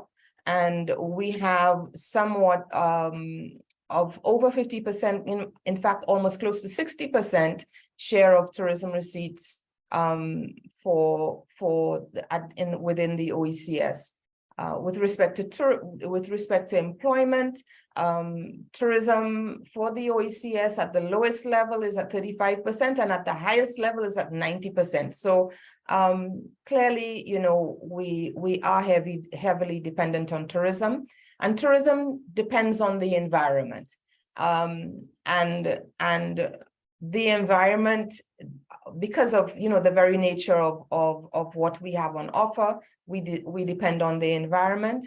We have environmental impacts on tourism, like climate change, pollution, coastal degradation, but the reverse is also reality, that tourism also impacts on the environment in terms of soil erosion, construction, coastal erosion, overuse of water resources, and a number of things as well. So what is required is a more useful, a more thoughtful, and more useful greener investments for sustainable tourism. And so that kind of sets some context. The topic that we're looking at actually speaks to both green investments and empowering sustainability. So what do we really mean by that? Green investments refers to investments that focus on projects or business activities that are committed to protecting and preserving the environment, conservation of natural resources, generation of alternative energy uses, waste management, and other environmentally conscious practices. So that's really, when we refer to green investments, that's what we're speaking to. Empowering sustainability, I would like to offer that it provides stakeholders with the confidence and the capabilities to cope with changing environment and to find solutions to these environmental challenges. So what's the role for the tourism sector? There's the public sector, there's the private sector, there's individuals, and maybe let's just look at some of these examples. So for the public sector, you have at the national government level, you have policy and legislative support that is required to ensure that there is that enabling environment. There are those incentives, and there is funding for infrastructural projects that can help to support green tourism. So at a national level, this is really what we look to our national governments to do. At the regional level, which is where I sit, the OECS has a number of environmental projects, which, whilst maybe not specific to tourism, there definitely is the advantage of being able to collaborate and see how tourism fits into some of these projects. So, for example, we have a Recycle OECS project, which is currently undergoing. It is a waste management project, and we are looking specifically at being able to engage the tourism sector, and there will be a webinar that's coming up next month to do that, and to look specifically at some of the waste management things that the tourism sector can maybe adopt. We have a sustainable energy framework, which allows us to look at different aspects of sustainable energy, and to be able to aspire to where we would like to see ourselves. And there has been, for some of our member states, some specific capacity building and dialogue between energy and tourism, and how we can support and provide capacity for the sector to be able to adopt some of these sustainable energy practices. Climate action in tourism, the OECS Commission has signed the Glasgow Declaration of Climate Action in Tourism. Recently, this week, in fact, we have announced signing of an MOU with Travel Foundation, and which is an NGO, and we are working towards the climate action plan for the OECS. And we are working very closely with environment. And I think that, we appreciate that for some of these things, environment needs to take the lead, but tourism definitely needs to step up to the plate and be a change agent as well. So on the private sector side, largely, I mean, when you think about tourism is largely private sector driven. So the private sector also will need to take some responsibility for these green investments, And I would like to say that we do have quite some of the private sector are really taking on board that responsibility. We have some excellent examples of green investments in hospitality in the OECS and across the wider region. We have a number of hotels that are Green Globe certified in Antigua, St. Lucia, Grenada, and we certainly see the effort to be able to look at green investments. And we know that that these green investments are also work economically, and it's not just for the sake of the planet, but it also is for the sake of prosperity, which will be talked about in the next panel. So there's also a role for the traveler themselves. And the traveler is an equal part of an important part of the equation. So they too have the role in shaping the future, the sustainable future of tourism. If our travelers demand higher environmental practices, that will in of itself lead to green investments, because these are the things that people are looking for. And so in playing their own role, choosing sustainable accommodation, minimizing waste, and educating other travelers.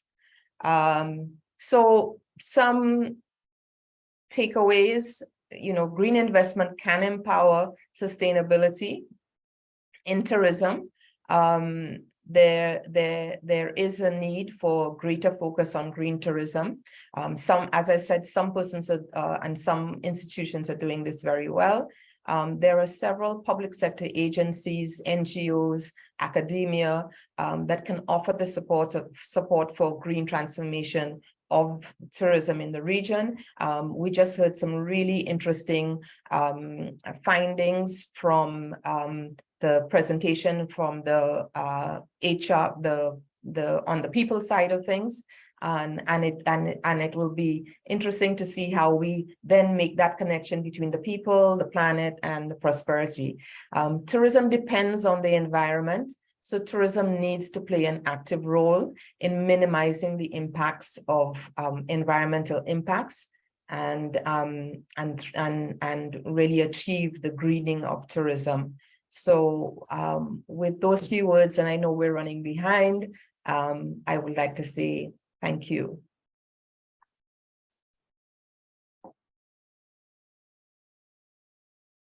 Christine, back to you. Thank you so much, Maria, for that edifying presentation. And I know that we can speak a lot more on that topic. However, we are very cognizant of the time. As a region that is heavily dependent on tourism, we definitely look forward to a growing number of green investments that benefit people and the planet. And I do quite like those two power-packed words that you used, empower and also investment. Empowering is basically one of the first steps, that institutions and organizations can take, and then investment is a sort of higher level of that commitment. So we thank you for that presentation. So without further ado, we will now welcome Mrs. Nancy Foran, who is the president and founder of ESG Partners. So we'll be hearing a little bit about ESG. Nancy will be presenting on the economic case for sustainability, opportunities, benefits, and best practices in environmental, social, and corporate governance for tourism and hospitality. So Nancy, we welcome you. Wonderful. Thank you so much. And I just want to make sure that you're able to see my screen in presentation mode. Yes, we are. Okay. Yes, Okay, thank you. wonderful. Okay, great. So being cognizant of time, I will just jump right into it. And as you said, we'll be looking at in a very short period of time, so that economic case for sustainability. And I guess starting first with just sort of setting the stage. Daily, we are provided with reminders of the risks associated with climate change, civil unrest, societal inequalities, and the ongoing uncertainties resulting from geopolitical instability. And this has directly impacted industries around the world, and of course, with profound effects on the tourism industry. And needless to say, businesses need to adapt. ESG practice allows you to evaluate the natural and social capital inputs that your business relies on. It goes beyond the what you do and starts to consider more of how you do it, with clear guidance in helping you to evaluate and manage the sustainability performance of your business and the industry as a whole. So taking a step back, what is ESG? ESG refers to the environmental, social, and governance factors that can impact the long-term sustainability and societal impact of a company. In other words, these are the issues that could cause risks to your organization if they're not identified and managed, while also providing opportunities for innovation and new business ventures. So environmental issues, these are things like climate change, energy management, emissions, and biodiversity. Social issues surround labor practices, human rights, product safety, employee health and wellness, diversity and inclusion. And governance covers areas such as board oversight, risk management, ethics, and compensation policies. So when done well, ESG has the ability to create many benefits for companies, such as improving financial performance through a measured approach for energy use and resource efficiency, leading to cost savings and higher profit margins, and being proactive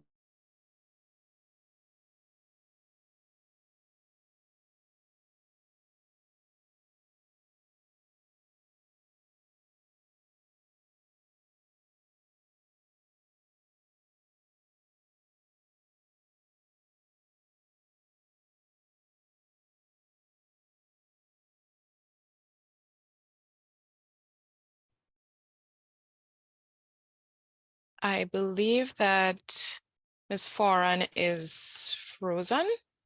Yes. Okay. All right. So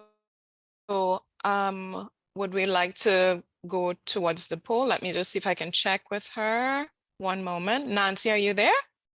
I think Ms. Foran I think she is off at the moment. Okay, so we would just basically continue until she is back on. I am seeing that she's coming back on. Nancy, are you there? Nancy? Yes. Okay, Yes, she's okay, you can back. hear me okay? Yes, no worries. Okay. Yes, not a problem. Okay. Yes. Did I drop from the call? Yes, you dropped from the call. I think you were on, just if you can put your presentation back up and then we can pick up from where you left off. Oh, okay. Sorry here. Yeah, I don't know think what you happened were- there, if that was drop the Yes, it was connection or something. frozen. Not a problem. Okay. All right, so just in presentation mode. Yep. All right, great. Excellent.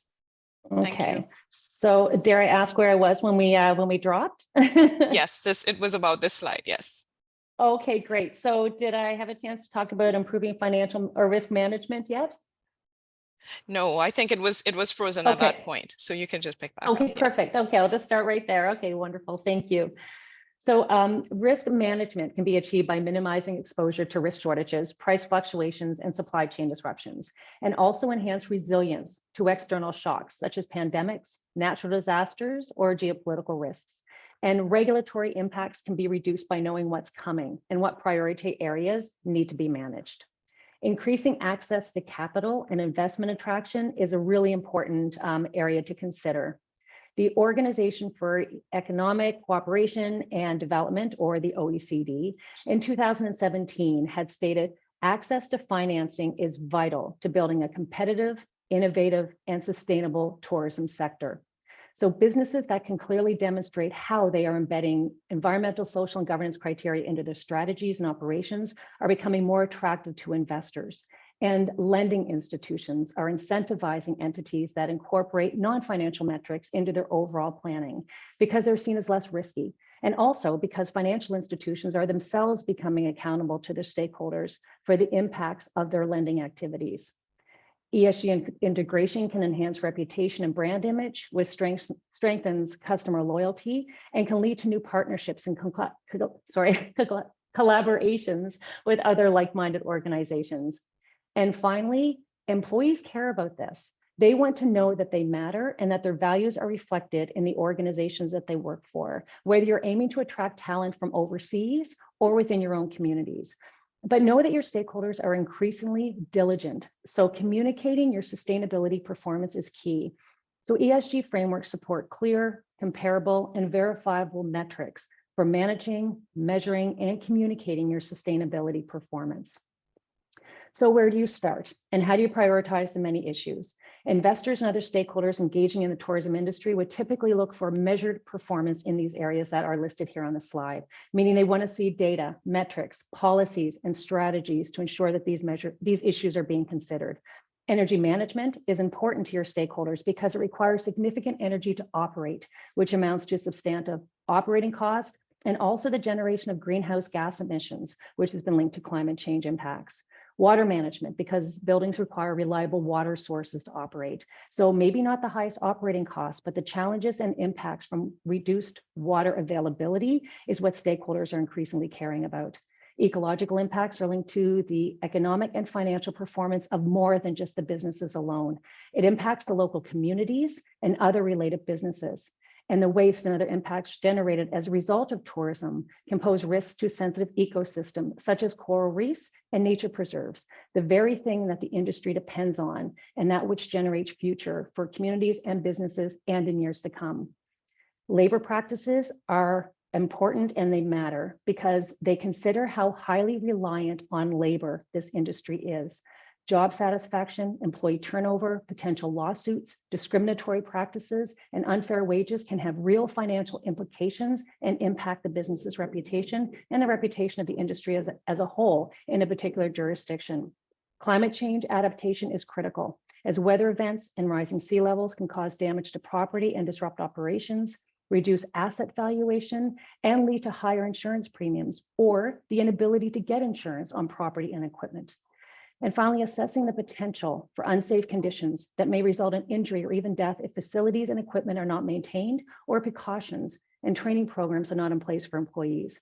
These are the potential financial impacts associated with the industry that can result in regulatory fines, costly lawsuits, abatement costs, and negative impacts on brand reputation that need to be managed. So all to say that these are the issues that investors, financial institutions, and all of your stakeholders really care about in this industry. So I'd say thank you, and then turn it back to Christine. Okay, and thank you so much, Nancy. And I think we can all agree that despite that slight technical glitch, that the delivery was rich in nature. Thank you also for honing in on the importance of ESG to the Caribbean region. So Nancy, I have a quick question for you in terms of what are the challenges to ESG in the Caribbean tourism? What would you say are I the would say, challenges? yeah, I would say one of the biggest challenges, and not just unique to the Caribbean, but it's the availability of data, because so much of this does come back to how do you actually set benchmark, or how do you set a baseline? How do you start to measure? How can you actually communicate your performance around these environmental and social issues in a very open and transparent and verifiable way? And a lot of it comes down to data. And that's what most companies are struggling with. And it's not a Caribbean problem. It's not a tourism sector problem. It's across the board. I shouldn't say a problem, a challenge and an opportunity. Yes, a challenge and an opportunity. And as an auditor, I can definitely appreciate the importance of data, knowing where to start, benchmarking. I usually tell my team, if it's not written, it's not done. So if there's no documentation. All right, so without further ado, we will now, I think we have already posted the poll in the chat. If I'm not mistaken, I believe Tanisha posted the poll, and the previous moderator already covered the protocols regarding the Q&A as well. So if you do have questions, kindly put them in the Q&A session, the Zoom provided, not in the chat box. However, the Zoom poll is provided in the chat. So we are asking if everyone can complete that one. And the question is, what can you do to support green transformation in your organization as an individual? Provide one word or short phrase. So we are now inviting the audience, and we'll give you a few minutes to complete that poll, and within that time frame as well, just to utilize all of our time, as we know we have quite a number of speakers still to come. I will now invite the panelists to make any final comments on the presentation that you had today. Nancy and Maria.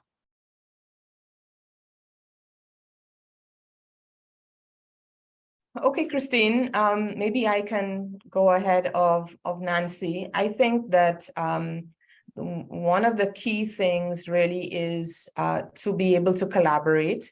It is clear that when we're talking about investing in our planet, we are really talking about a collaborative effort between the environment and tourism, and so we can't work in isolation of each other. We need to be able to share. We need to be able to understand what the good practices are. There are loads of them that are out there.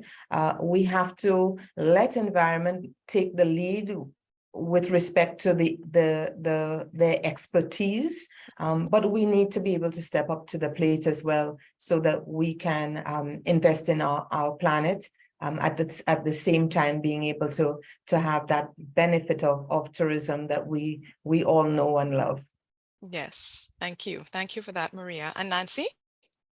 Yeah, I just took a quick peek at the chat, and someone had made a comment about how it's no longer, enough to think of as one Caribbean region, but also one world.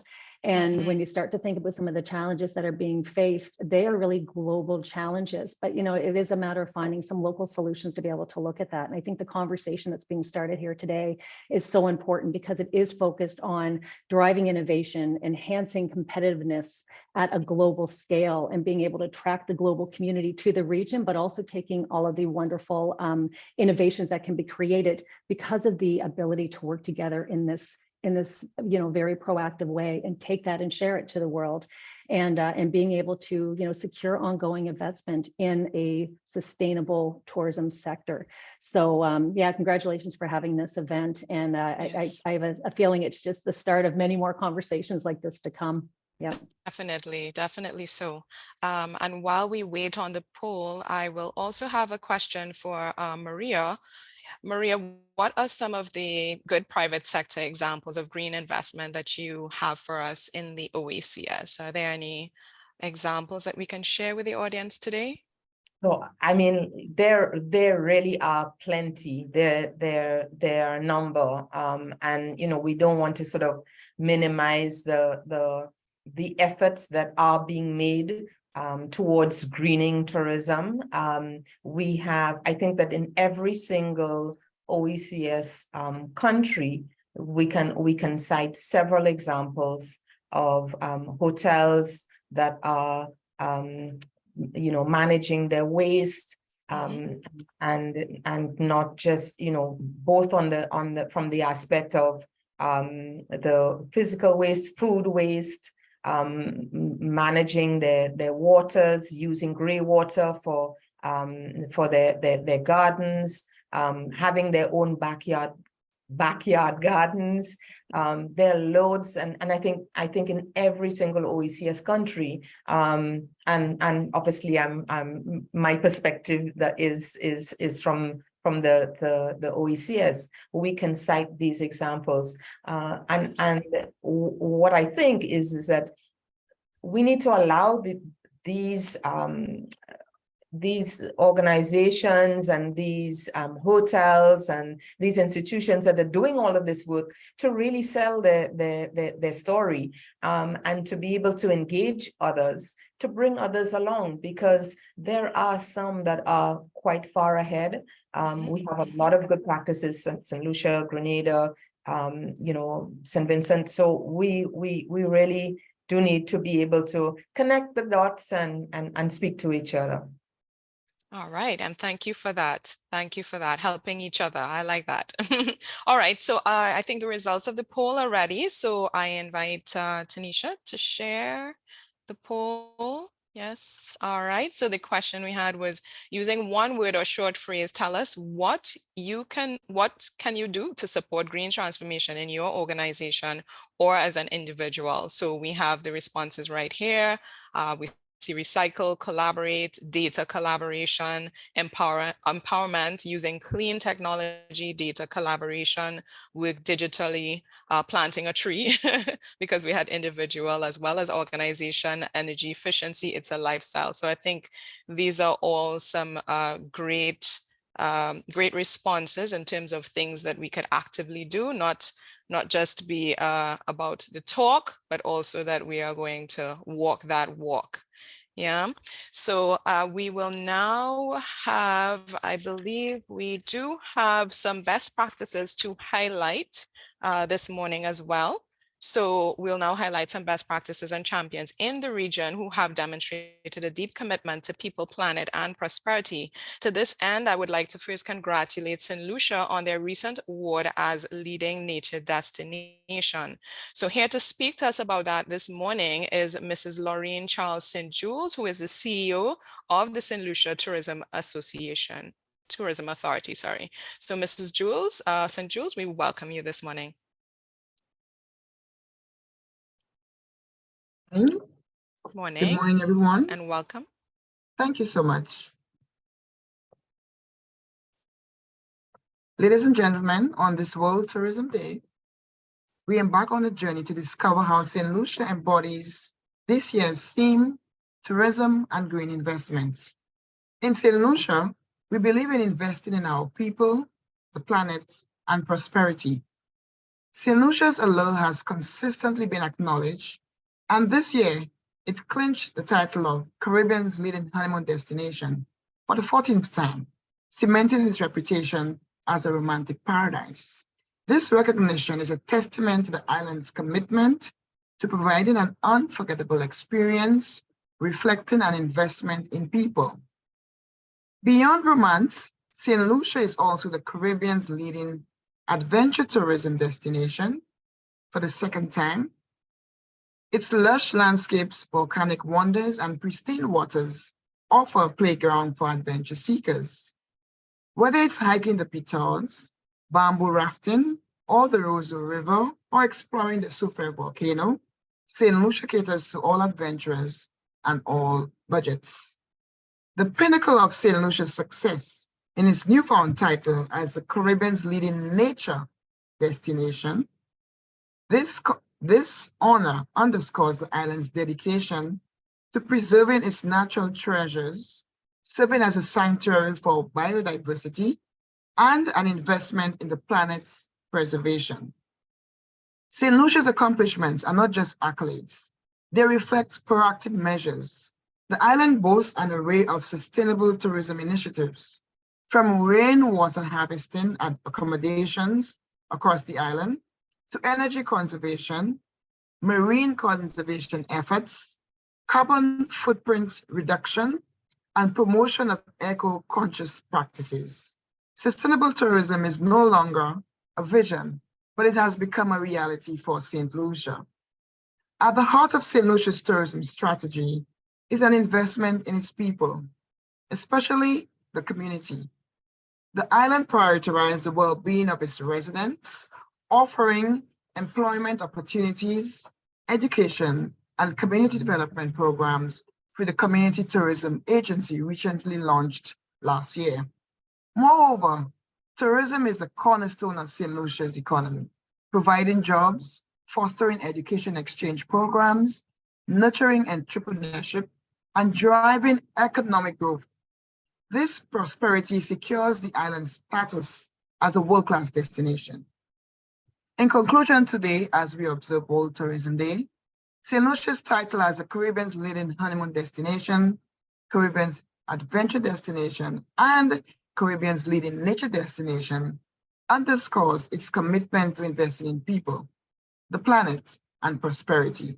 The island demonstrates that sustainable tourism is not an aspiration, but an achievable reality. So as we celebrate today, let us draw on this inspiration of St. Lucia. I invite my colleagues from all over the CTO member countries, reminding us that through collective efforts, we can create a tourism industry that benefits everyone while preserving our planet's beauty for future generations. Together, we can make tourism a force for good, enhancing the lives of people and the health of our planet. I now invite you to view a short video on St. Lucia. Thank you very much.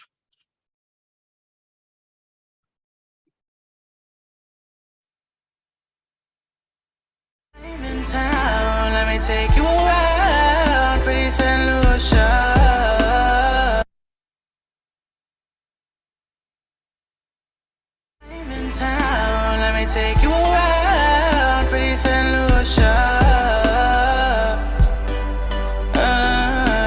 It's my town, I'ma take you around, pretty St. Lucia.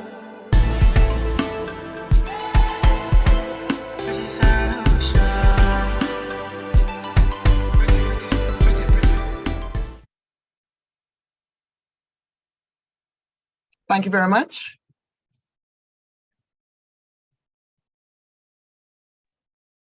Thank you so much, Mrs. St. Luce, for sharing that with us. And in placing the spotlight on the champions within the region, we do have another case, best case, that we would like to highlight, which is the Colibri Ridge Eco Resort in Dominica, through this short video, as a resort that has demonstrated excellence in the area of investing in the planet and its people. So we'll now have that short video.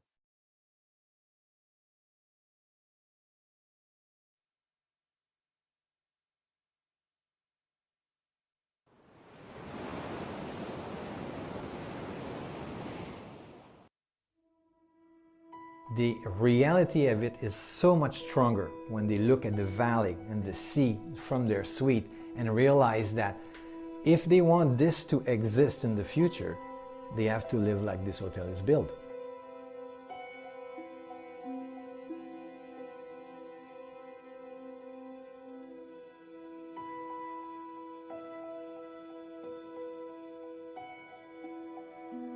All of that was done and supplied and available without affecting the planet negatively.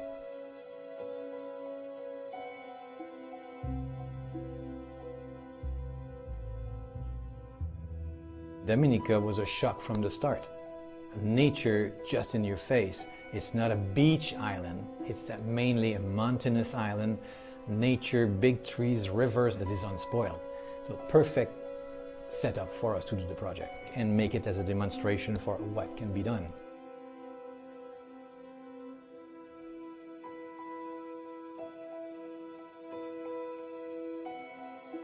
Living truly off-grid, without compromise.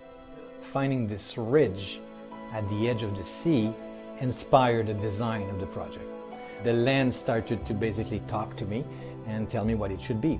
The angle of the mountain, where the sun would set, where the sundown would come, all of that influenced the way the buildings are made, to take advantage of their location, to be better aligned with the sun, so that we can start to collect the sun early morning until the end of the day, to follow that ridge. And that ridge is not perfectly straight.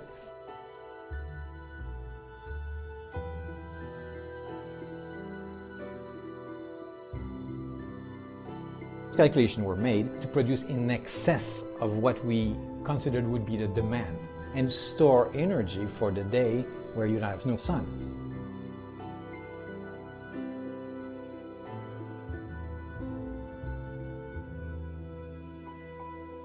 We have wind turbine as experimental at night when people are using the AC, so we're not connected to any grid in any way.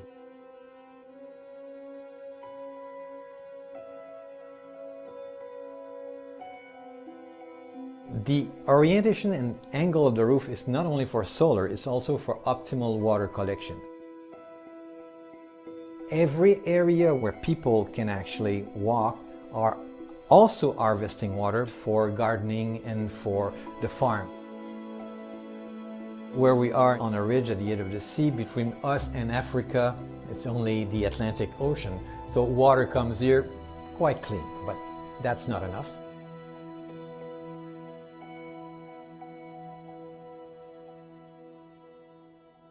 One excessive aspect of the project is that we have 6 pools for 14 hotel suites to push the limit of what we can support with off-grid power.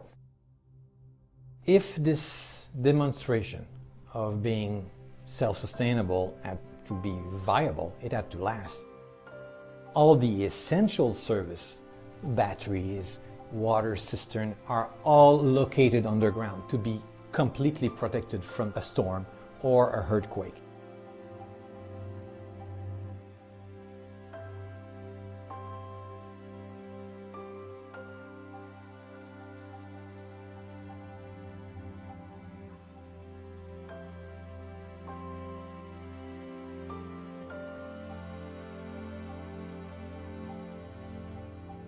So when the Hurricane Maria arrived, we were right at the center of it. Destroyed all the natural forest that we see now, destroyed villages, destroyed all the power lines on the island. But the project, because it was designed for that, was able to actually survive.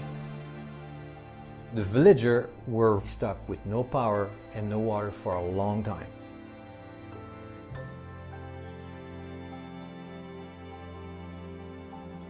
What could be done in the future to make sure that people don't get it again the same way?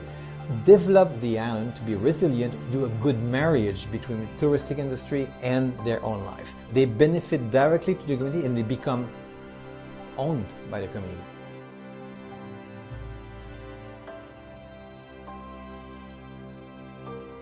What we achieved with the project is a demonstration of how you could harness nature to live well, to experience the planet comfortably in a symbiotic way, the way we integrated technology, where you actually are in connection with the environment. We wanted to make sure that it could be used somewhere else in the future, using this project as a reference for future growth of tourism on this island. If you design properly today, and still not impact negatively on the environment.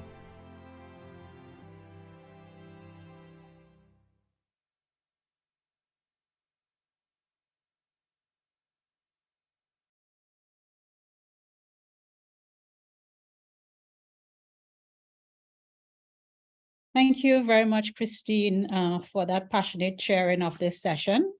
We really appreciate it. You're very welcome. And thank you to the speakers as well. I know that we're wrapping up now. So just a quick thank you to the CTO and the partners for this presentation, for this session, and also the audience. I'd like to also say thanks to the panelists for sharing the importance of the investment of creating a resilient, sustainable tourism sector. And what I think is one of the takeaways is not only that we have to understand what it is, but understanding the strategy. And I think that there's a lot more room for discussion in terms of strategy, collaborations, and partnerships. So I'll hand over to you, Dr. Roberts, and thank you very much.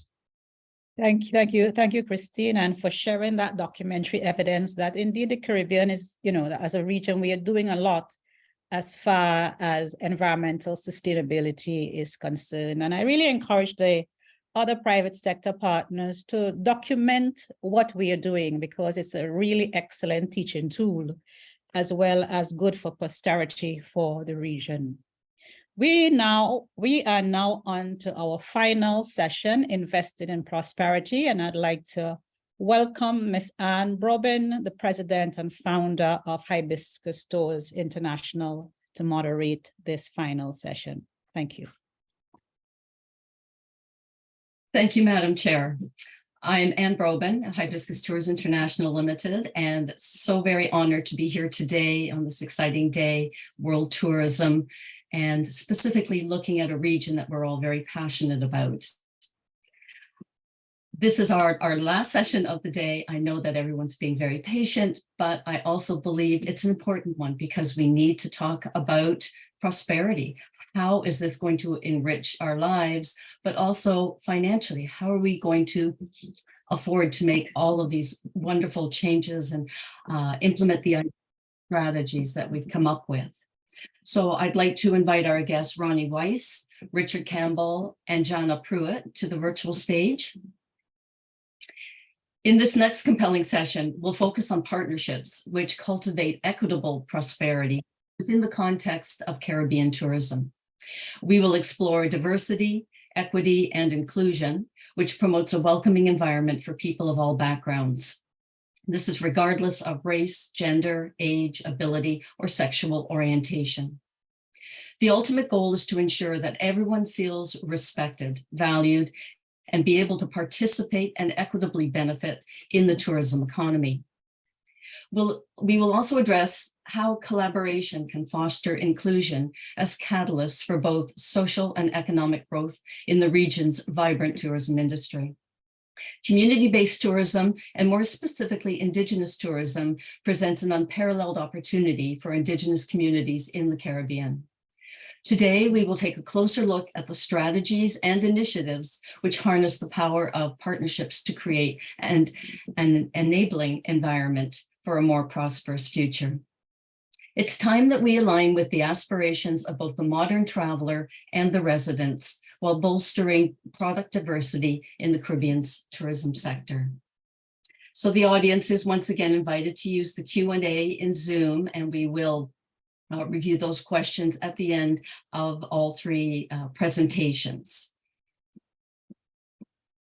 We will also have a poll, as we've had in previous presentations. So our first speaker, Mr. Ronnie Weiss, is the Executive Director of Travel Unity, a US-based NGO focused on making the world of travel welcoming to people of all backgrounds and identities. So I welcome Mr. Ronnie Weiss to take. Thank you, Anne. Yeah. Happy World Tourism Day to everybody. I'm Ronnie Weiss. I'm the Executive Director of Travel Unity. So we are, as Anne mentioned, a US-based NGO. We've been around since 2016. So a lot of DEI initiatives, I think, came about in 2020. So we've been doing that a bit before then. I wanted to give you a sense of how we look at this work, and by extension, how we see it within this space. So as Anne alluded to, we're not just talking about race and ethnicity. I think a lot of times people think of it as that, and sometimes might even think it's not something that's applicable to their part of the world. But in reality, when we're talking about diversity, we're talking about all the different ways that people navigate the world and what challenges and experiences they have that might be similar or different to other folks. So we're looking at gender identity, sexual orientation, accessibility issues, even dietary restrictions. Anything that might impact somebody's engagement are part of the scope of this work.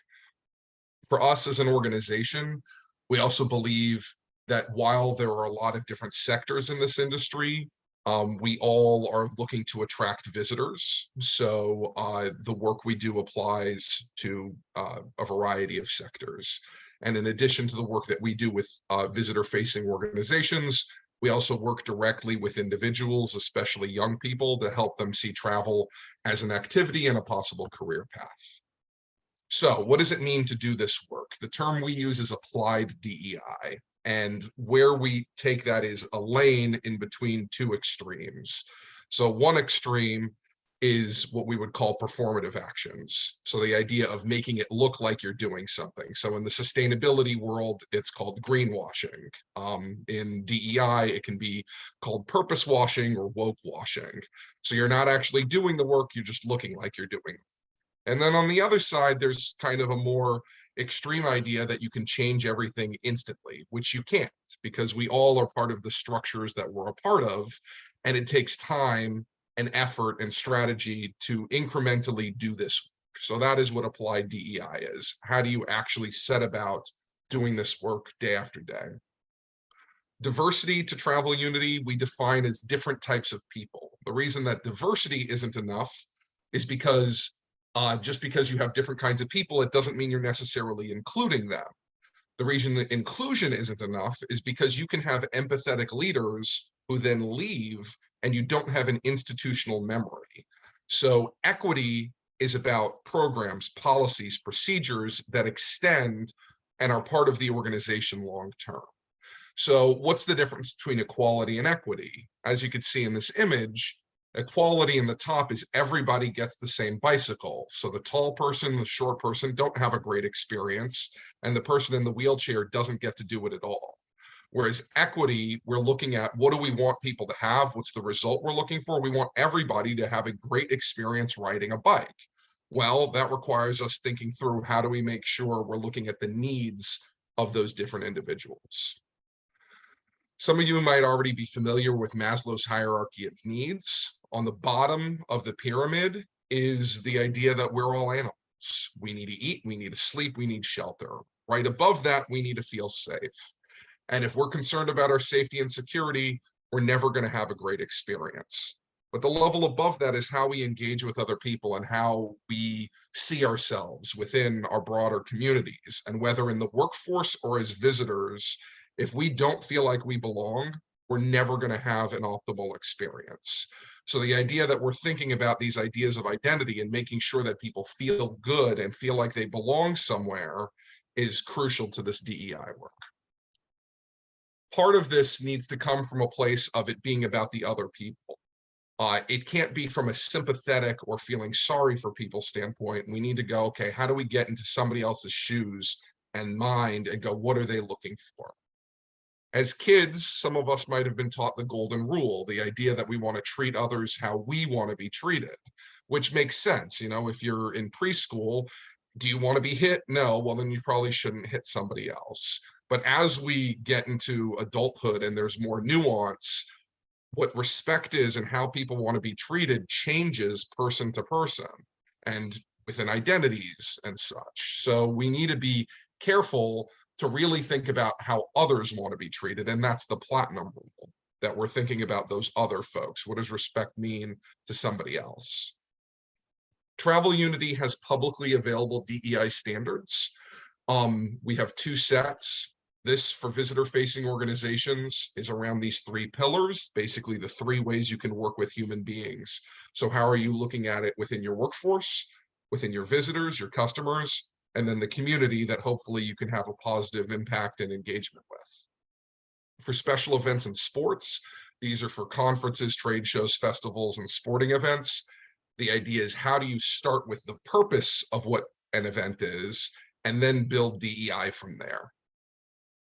So I wanted to give some practical tips on how to actually do this work. The first thing is while we don't want to be performative, if this is important to us, we can call it out and we can talk about it. So publicly making DEI statements on websites that are thought out, not written by a lawyer, but thought through and can be read by, your average human being, that's a public facing commitment.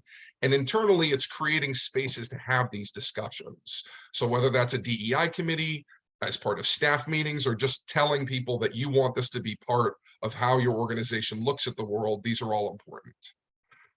When it comes to employees, as you're looking at new recruits, making sure you're considering a wide array of candidates, looking and not having aspects of job descriptions that aren't crucial, because that turns people away who go, well, that's not me, and maybe that's not your intent. And then how are you looking at people as fully realized human beings with work-life balance, understanding that they have lives outside of the workplace as well. Look to see the kinds of people who you're representing in your marketing platform. So not just race and ethnicity, but age and body size is becoming another topic that people are thinking about as well. So how are you making sure that different kinds of folks are represented so they feel like they would be welcome wherever you are? There's a term we have called welcoming and fulfilling experiences. And what that means is no matter who you are, you will have a consistency of experience, but also that if you have specific needs, especially around accessibility and disability, that there's a thought process around how do we make sure that this person can still be a part of this. And then as you're thinking about your supply chain, how are you making sure that you're benefiting different groups and that you're engaging with them?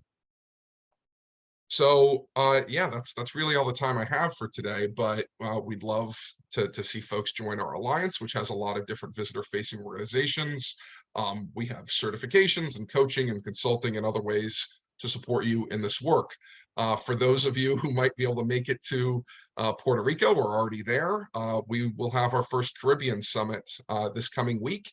And for those who can't make it, would love to potentially talk together about working together on a Caribbean Summit in your part of the region. So thank you very much.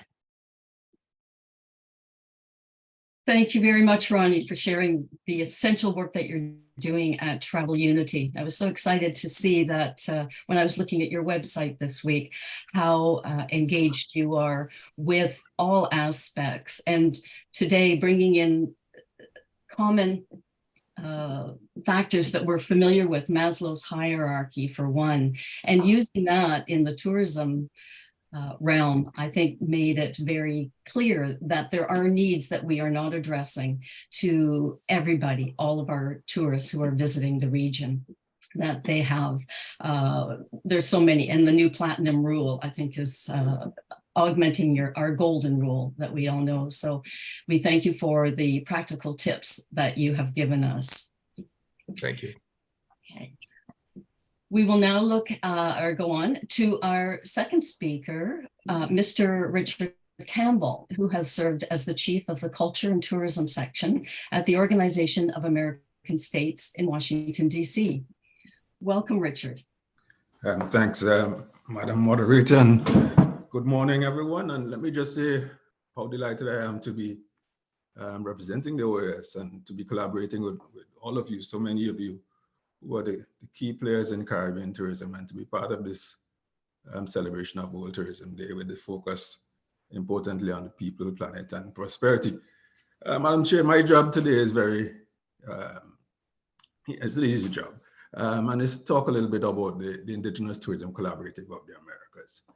The Indigenous Tourism Collaborative of the Americas is a network of Indigenous leaders, tourism businesses, nonprofits, academics, and policymakers, working all together to develop sustainable tourism that respects cultural heritage and gives Indigenous people a voice and provides, sort of like good and accurate information needed for Indigenous self-governance and self-determination. Our main aim at this point is to provide Indigenous communities, tourism entrepreneurs, destination and community organizations with the sort of information that they may need to develop and manage tourism businesses in a sustainable manner.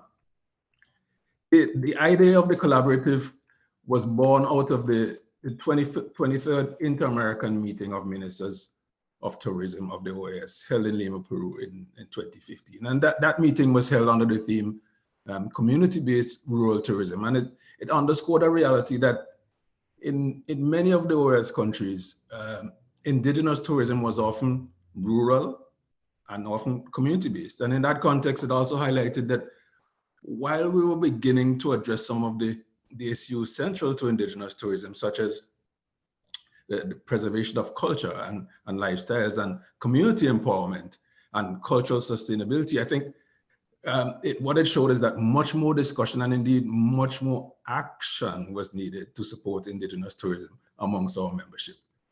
So in the following years since then, we've forged this incredible partnership with the George Washington University's International Institute for Tourism Studies, the United States Bureau of Indian Affairs, and its Office of Indian Economic Development in building this great coalition and providing guidance as a steering committee for this collaborative, which now is leading the charge to support indigenous tourism development across the Americas. What we found is that the academic rigor, for example, that is provided by the GWU and the guidance and leadership brought by the US Bureau of Indian Affairs and the Office of Indian Economic Development, as well as the convening power of the OAS as this sort of hemispheric organization, has lent credibility and legitimacy, if you will, to the conversations on cultural heritage tourism and its role in development for indigenous peoples and their communities. We all know, for example, that tourism generates employment opportunities. And what I want to say here is that it generates these opportunities for many workers who may be otherwise outside of the formal labor market. And tourism also provides opportunities for small and medium-sized entrepreneurs and suppliers of services linked to the sector. So it is in these contexts in particular where the collaborative supports indigenous communities in their quest to sort of develop opportunities in this sector, which allow them to be, if you will, the stewards of their own destiny. The collaborative, through its regular meetings and other fora, provides this space for an engagement where indigenous leaders from across the 4 sub-regions of the Americas, and this is what is important here about this thing, is the 4 sub-regions of the Americas: North America, South America, Central America, and the Caribbean, where we gather to discuss how tourism as a global industry can, respectfully and responsibly and sustainably better contribute to development in these indigenous communities. And the collaborative also provides us indigenous leaders with the opportunity to interact with industry officials to ensure that indigenous tourism development sort of better reflects the communities which provide the products and services and who should be the ultimate beneficiaries. The collaborative was formally launched at the height of the pandemic in 2021 at the 25th Inter-American Meeting of Ministers of Tourism. So it has come kind of full circle from the beginning to being formally launched, and is the first sort of hemispheric-wide indigenous collaborative of its kind. And since the launch, participants have contributed to quarterly dialogues and webinars where we strategize how to build resilience into the tourism, and how to build and sort of gain more respect in government and industry. And there's also taken sort of action on projects and emerging priorities. The collaborative's first major project, if you will, is the creation of an indigenous tourism portal, and including an e-library. And this e-library offers sort of a variety of tools and resources which support a variety of indigenous tourism stakeholders. The e-library was formally launched just last month in August in celebration of the International Day of the World's Indigenous Peoples. And right now, my colleague, Jana Pruitt, who is an advisor to the Indigenous Tourism Collaborative, will now provide some more detail on how folks can take better advantage of the resources of the library and how you may access it. So, Madam Chair and Madam Moderator, I want to thank you for the time, and I give back my time to you, Madam Chair. Thank you very much, Mr. Campbell. Certainly appreciate what you've brought to us today and that we're going to explore a little bit more in depth. The collaborative project that you've talked about, it gives Indigenous people a voice, and it's a reminder to us that Indigenous tourism is not just about rural and community-based, but it's also the necessity that they participate at the highest planning decision-making on the global stage. So we will now delve deeper into this collaborative that Mr. Richards has addressed to us, or sorry, Mr. Campbell. And we have Ms. Jana Pruitt, advisor to the Indigenous Tourism Collaborative of the George Washington University's International Institute of Tourism Studies. I will now invite Jana to come forward, and I will put up the presentation from this end for you.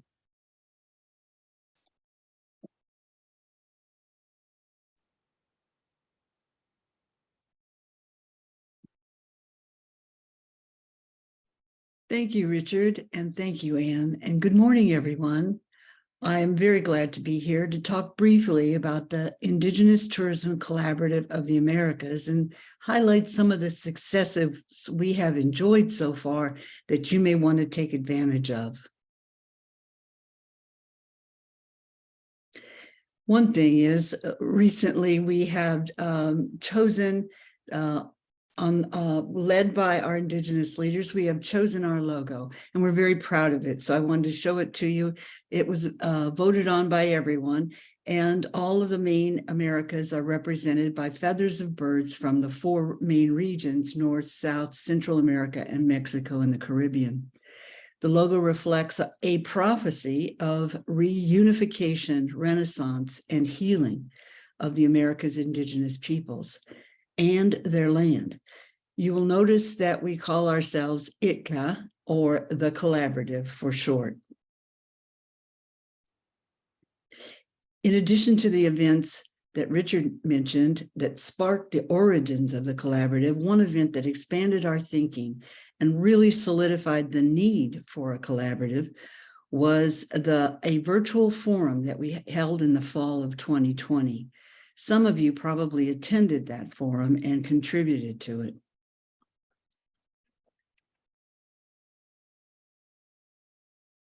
The first forum was important because it was during COVID, a very dark time for tourism, and we really wanted to talk about recovery and reemergence. We spent 5 days at it, and it included about 300 leaders interested in advancing Indigenous tourism and helping in COVID recovery. We discussed and shared ideas about what we could do together to support each other to recovery. As Richard told you, we launched the collaborative at an OAS ministerial meeting in Paraguay in 2021. Our steering group consists of the Organization of American States, the Office of Indian Economic Development, and George Washington University's International Institute of Tourism Studies. But the collaborative is directed by Indigenous tourism leaders. They are our advisors, and we do listen very carefully to what they say their needs are and what is important to them.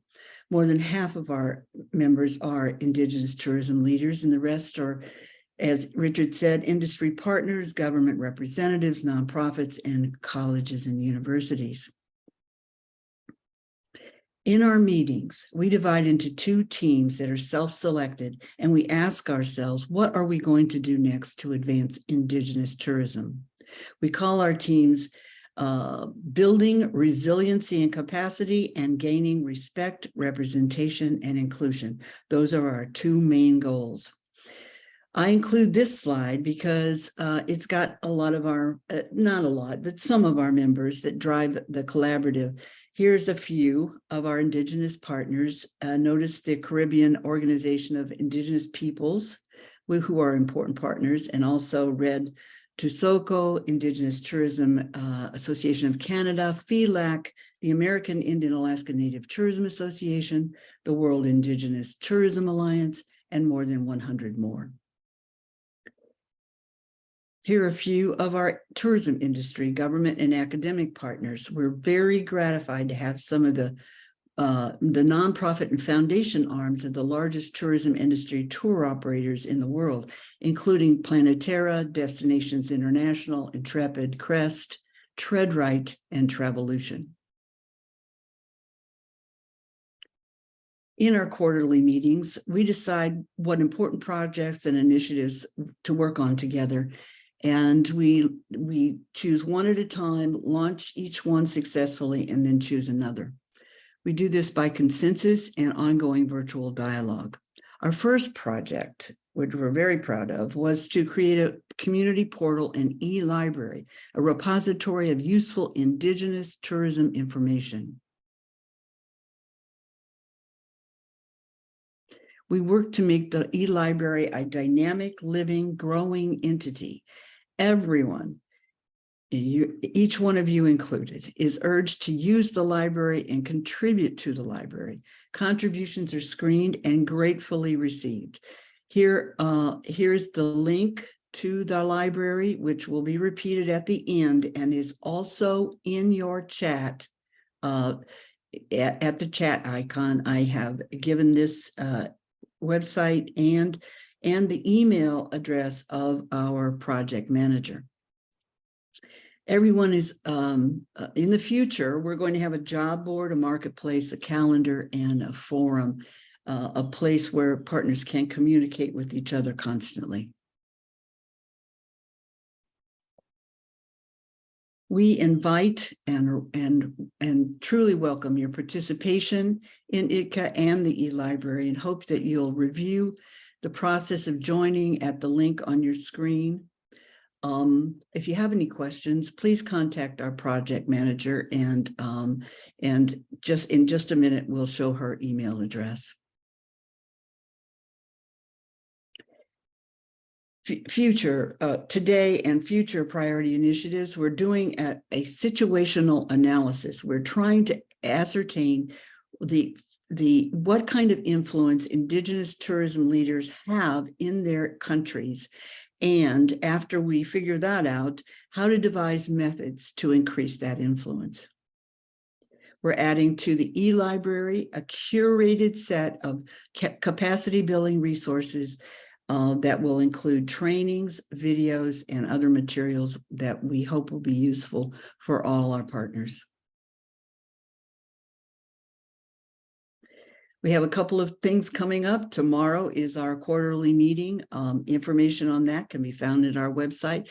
We're launching in, we believe, late October, a distinguished lecture series of Indigenous tourism leaders and other influential people. And we will be broadcasting that widely, and you'll hear more information about it soon. Here is, again, our website and the email address of Steph Gearson, who is our project manager, and it's also in your chat box.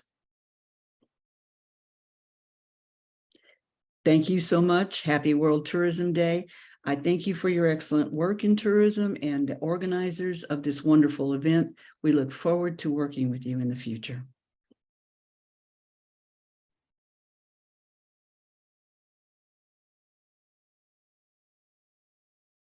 Thank you very much, Jana. I just want to make sure that we're back as I was doing the presentation behind the scenes there. So good collaborative effort between us. Jana, thank you. I think what you highlight is that we can't do and make changes in a vacuum, and that there is so much expertise outside of the region that we can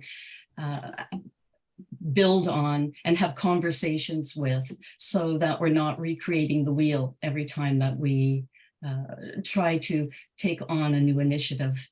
And you've certainly a wonderful coordination, and the library, I certainly encourage everybody to take a look at the website. It's very vibrant. There's a beautiful video on it, but the library, and I believe you want to call that if people want to have and participate and have information they want to put into the library, that this is a collaborative effort for everybody. Absolutely. Thank you. Okay, so thank you so much for that. I'd like to thank all three speakers who are going to stay here for the question period and thank you for sharing your vision and innovative partnerships which foster equitable prosperity and augment social and economic growth. You certainly are looking at trying to meet the needs of today's travelers, and we're becoming more aware of who those travelers are. As we mentioned earlier, the ultimate goal is to ensure that everyone needs to feel that they can participate and equitably benefit in the tourism economy. So we will move on to the question and answer portion of the forum, but also we will start with a poll as we've done with the others. And there is a link in the chat box for this poll. Just checking to see. Okay. The poll question is, please share your views on opportunities, challenges, and/or any examples to foster prosperity in tourism. Use one word or a short phrase, and we'll look at what the word cloud has shared at the end. So looking at questions, I have one question, Ronnie. What would you suggest be the first or next step for the Caribbean region in order to make the necessary changes towards equitable prosperity? I think what's interesting is that my co-panelists, I think, are already doing some of this work, which is bringing together different people to talk about this is one of the first things that you need to do. So I'd say finding spaces like the initiative that was presented, but also finding spaces to hear from these folks in kind of, more mainstream forums. How do we hear about these marginalized groups from themselves to be able to make sure that they're able to tell their stories, and people who might not be directly working with them all the time have more awareness. So I think that's really where things need to start, which is having a better sense of where you're at now, having spaces to start and continue the dialogues, and having bodies that will keep going. Because I think one of the issues is you have a World Tourism Day where these topics come up, people go, wow, that was invigorating. And then it's okay, well, let's come back and talk about it next year. So having structures to maintain those conversations year round, I think is something that I would challenge and invite my friends from the region to think about how to set up a structure for.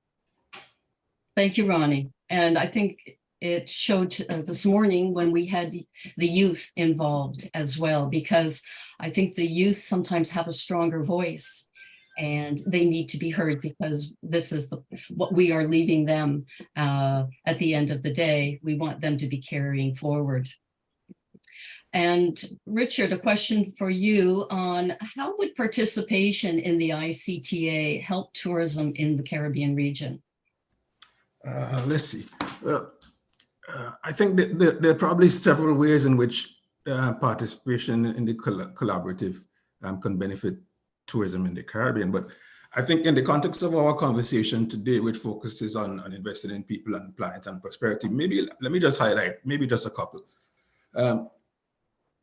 If we consider that tourism is the key driver of economic activity in the region, then enhancing the capacity of indigenous communities to participate in tourism as suppliers and producers of tourism goods and services, I think this contributes to additional tourism output, as well as indigenous people's economic empowerment and prosperity more generally.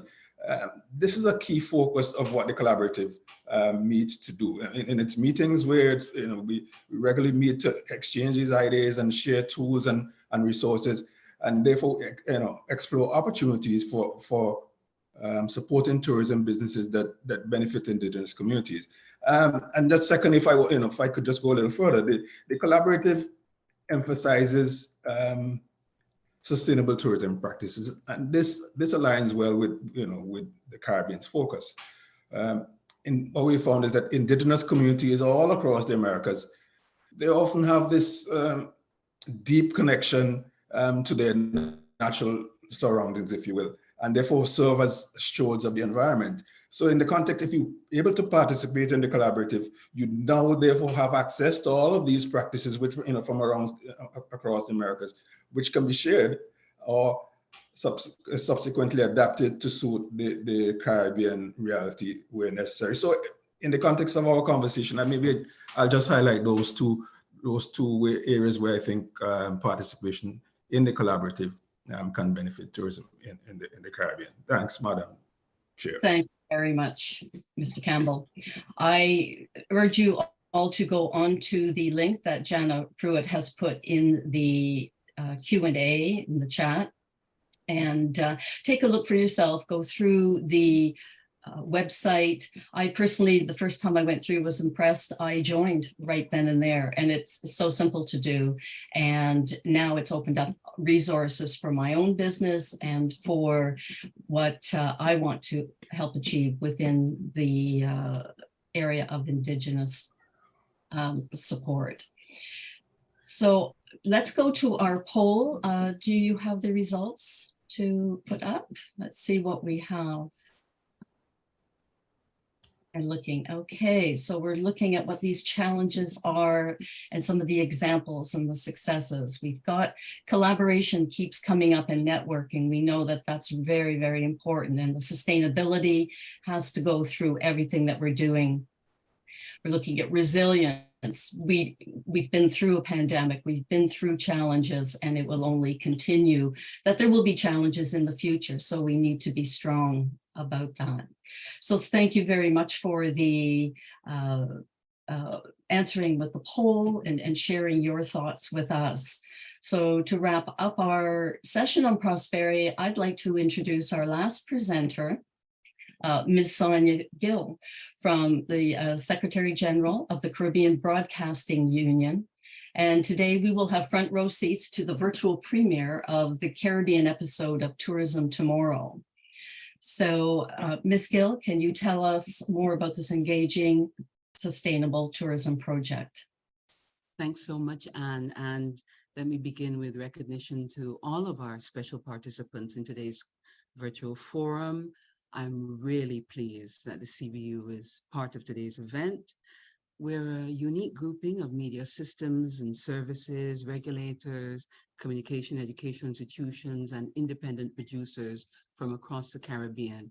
And we've always understood ourselves as agents of Caribbean development, just from a media and communication perspective.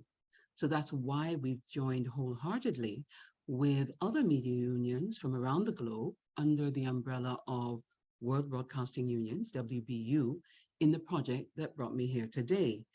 Media Saving Lives is generously supported by the UN Office for Disaster Risk Reduction.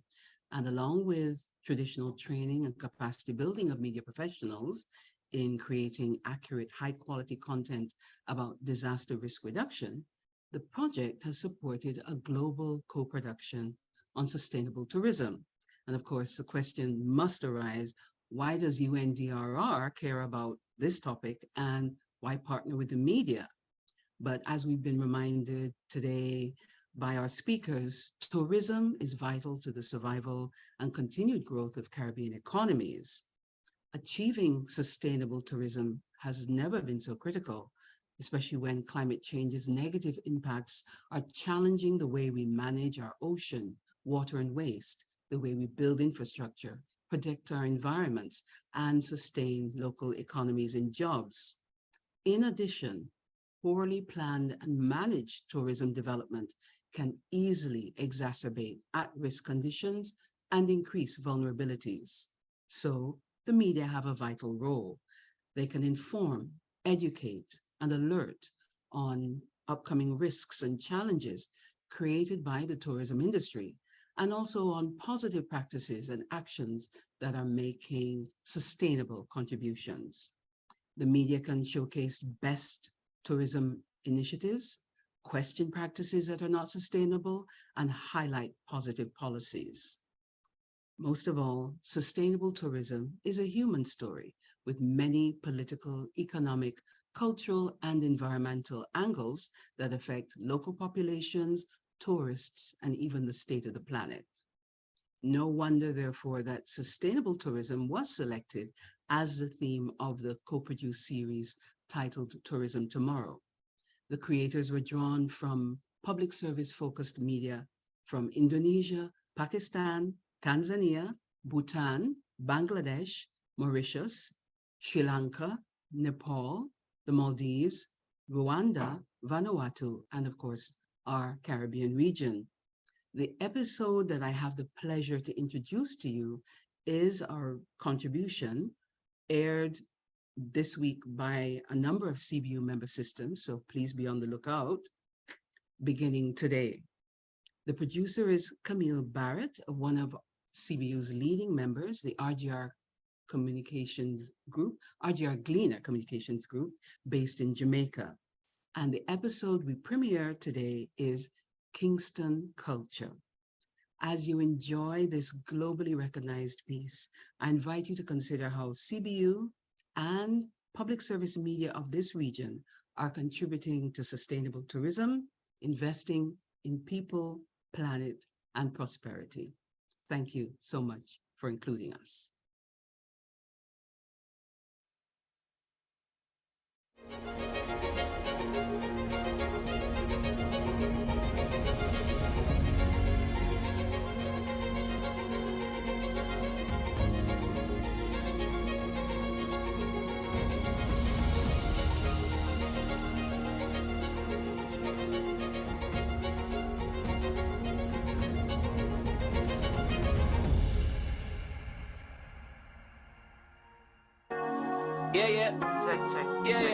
Check 2, 3, 5, 7. Kingston City.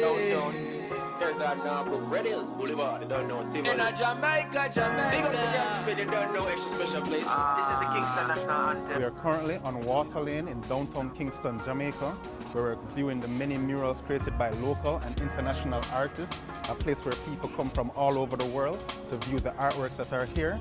And this is the downtown Kingston Art District. I'm from Kingston, so big the city in my heart. You know if it ask us where we come from where we go, and everybody understand. I'm from Kingston.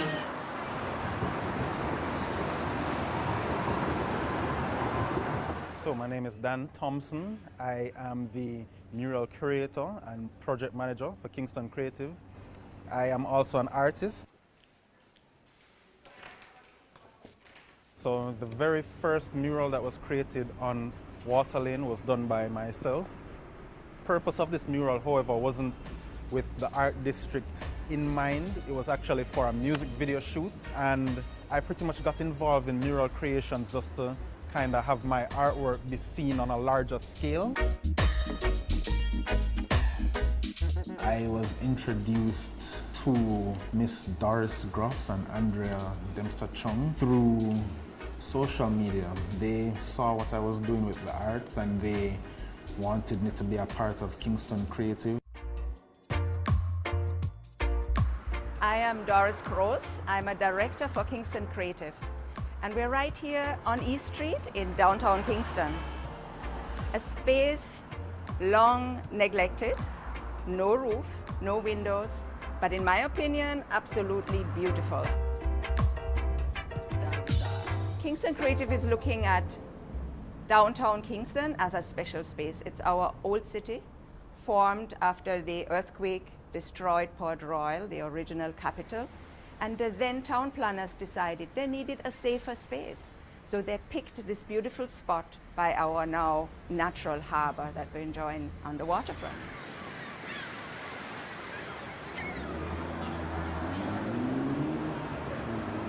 Downtown was pretty much a booming business district for many years. A lot of businesses actually started off in downtown Kingston, but in around the 70s, a lot of them moved out and branched into different areas such as New Kingston, and there was a lot of crime and violence riddled all over the town. Gunshots rang out in downtown Kingston. Shooting incident in downtown Kingston yesterday. We can hear gunshots firing, and we can also see that Bedford Street is blocked. Because of that, people started to avoid downtown. A lot of the buildings that were left behind deteriorated over years, and that left this town looking a bit more dark, neglected.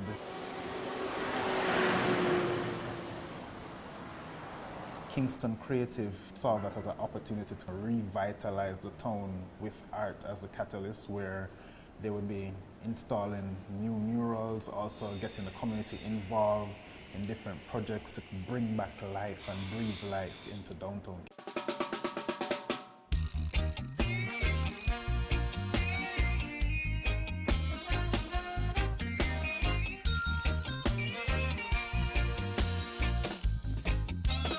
My role, I facilitate our mural projects, identify walls which can be used as murals, and I create the budget, I lay out the framework and plan of executing a mural from ground up.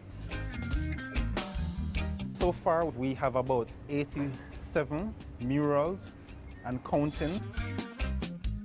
These artworks are pretty much created as a team effort between artists, the community, and business owners. So once we get their permission, we put out an open call for artists to submit their designs, as well as submitting their portfolio, so that we at Kingston Creative, as well as the business owners, can kind of have an idea of the skill set.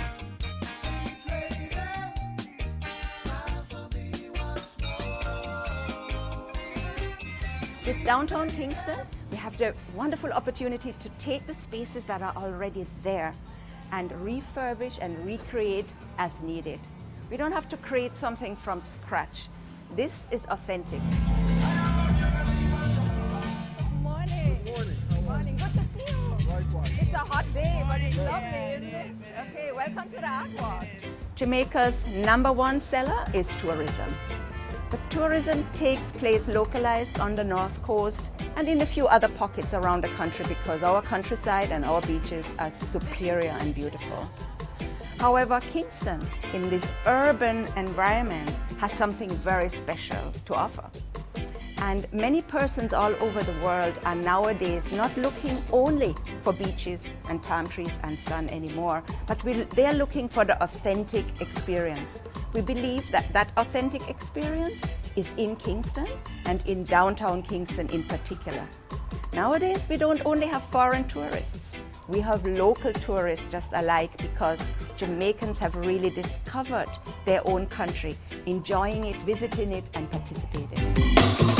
Art is a very strong force that can be used to bring people together, because since the murals have been erected, many people have come just to look at the murals, walk around. It's that immersive experience that they're providing or offering the people of not only downtown Kingston, but Jamaica on a whole, as well as international visitors who may come here. They come specifically just to look at the art walk, because one of the things is a lot of people have been saying, you know, they come to the island, they didn't know what to do, they typed in Kingston on Google, and the first thing that came up was Kingston Creative, and that took them to our web page so that they could see different things that are going on in downtown Kingston, and it brings a new level of excitement. You know, it's more than just, oh, it's a scary place now. We're kind of defeating that stigma and changing the stigma so that people feel a bit more welcome, and that's just to show you the power of what the arts can do.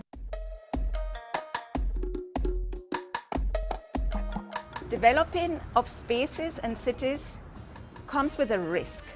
Gentrification can mean you change an old building with no value to a very valuable space. Immediately, rent and sales prices will go up, and it will remove those people who have originally been and built and become a downtown Kingston. That's what we do not want. Hi, I'm Nadine Gentles, owner of Nad's Restaurant and Bar, located on Waterloo. I used to work here before I became the owner. Business was a little slow because a lot of people is afraid of coming downtown. But then Kingston Creative stepped in and started with the murals, and then you start to see a lot more people coming down because they like the attractions. This mural was done in December last year. When it was finished, a lot of people like it because it made the place look more attractive. And you see a lot more people every day, people from all over the world just come to look at the murals. and so we get a lot more business.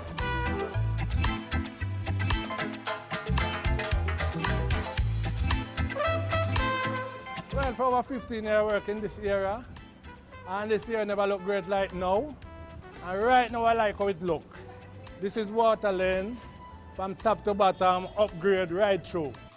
Hi, my name is Harrison McLean. I've been downtown over 30 years right now, right, running business, but since the creative people taking charge, sweeping up the street, the business look bright. Dan check with me and say, I'm going to put them there, and I say, yes, I feel good about that. That help uplift the business more, and I feel like a king right there.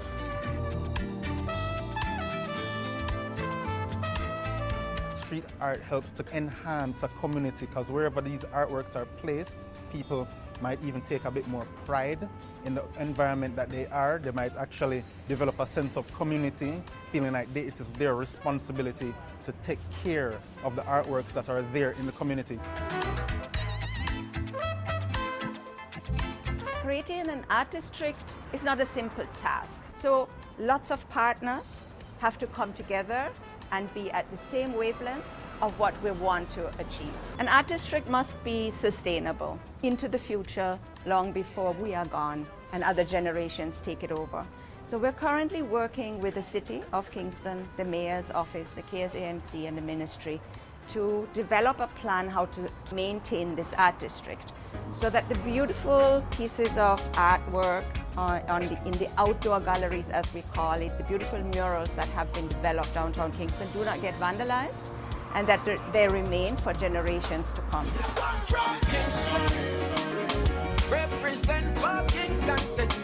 I'm from Kingston, nowhere I would rather be. I'm from Kingston, so paint the city in my heart. You know, we ask is where we come from the way we want everybody understand. I'm from Kingston, represent for Kingston City. I'm from Kingston, nowhere I would rather be. I'm from Kingston, so paint the city in my heart. You know, we ask is where we come from the way we want everybody understand. I'm from Kingston.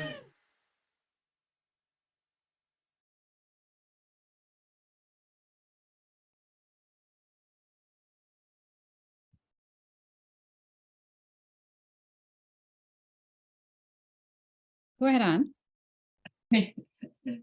Thank you very much. Thank you, Ms. Gill, and the CBU for showcasing Kingston culture with us today. What an honor. As we saw, it takes a village to create change, and it's essential all voices are heard if we're to achieve equitable prosperity. I'd like to thank the CTO and all our presenters for a very productive morning of learning, sharing, and caring. And I'll now pass the podium back to our chair, Dr. Sherma Roberts. Thank you very much, Anne. That was a wonderful way to end the last segment. Ladies and gentlemen, we have come to the end of what I've chosen to call a thought and action fest and feast. We had so many different ideas, and more importantly, we had great examples of what the Caribbean is doing to further prosperity, planet, and people in our region. Under the theme Investing in People, Planet, and Prosperity, the collaborating agencies join with the UNWTO to agree a shared vision for future sustainability, responsible growth, and the resilience of Caribbean tourism. And we affirm that the tourism private and public sector agencies have a key role to play in contributing to the growth and development of our Caribbean region. Our speakers, presenters, and examples of best practice have all demonstrated that as a region, we stand with the UNWTO in its call for the new and innovative solutions and investments which are required to navigate the challenges and opportunities presented by the ever-evolving global tourism landscape. So thank you to our presenters. Thank you to our moderators. And I now invite Tanisha Brown-Williams to bring the vote of thanks. Thank you, Dr. Roberts. Ladies and gentlemen, I want to start by expressing our sincere gratitude for your participation in the Caribbean World Tourism Day 2023 virtual forum under the United Nations World Tourism Organization inspired theme, Investing in People, Planet, and Prosperity. This event was made possible through the collaborative efforts of several key partners, and I'd like to recognize and thank them all. The Caribbean Tourism Organization, the Caribbean Hotel and Tourism Association, the University of the West Indies, Organization of American States, Organization of Eastern Caribbean States, Caribbean Broadcasting Union, International Institute of Tourism Studies of the George Washington University, and Hibiscus Tours International Limited. To these 8 partner organizations, your unwavering support and collaboration over the last 8 weeks were instrumental in making this forum a reality. Your commitment to celebrating one of the most critical sectors in the region, ventilating issues, unpacking solutions, and overall advocating for the sustainable development of tourism in the Caribbean is highly esteemed. To the chair of our proceedings, Dr. Shirma Roberts, thank you for your astute leadership and expertise, which ensured the smooth flow of our discussions throughout today's event. Your ability to navigate the complexities of our conversations with finesse ensured a productive event. Your guidance and dedication were invaluable to the success of this forum. Now, let me take a moment to express our appreciation to the esteemed speakers who enriched our discussions. Honorable Kenneth Bryan, Minister of Tourism and Ports, Cayman Islands, and Chairman of the Caribbean Tourism Organization, thanks to him for delivering the opening remarks that set the stage of our forum. Thank you to Mrs. Nicola Madden-Gregg, Group Director of the Marketing and Sales at Courtlair Hospitality Group and the President of the Caribbean Hotel and Tourism Association, for your inspiring words and thought-provoking perspectives.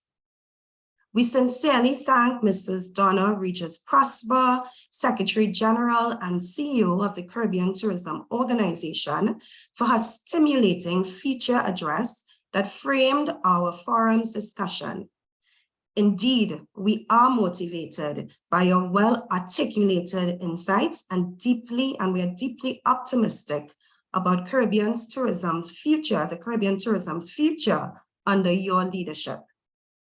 Ladies and gentlemen, our forum's agenda was thoughtfully designed to address critical aspects of investing in people, planet, and prosperity.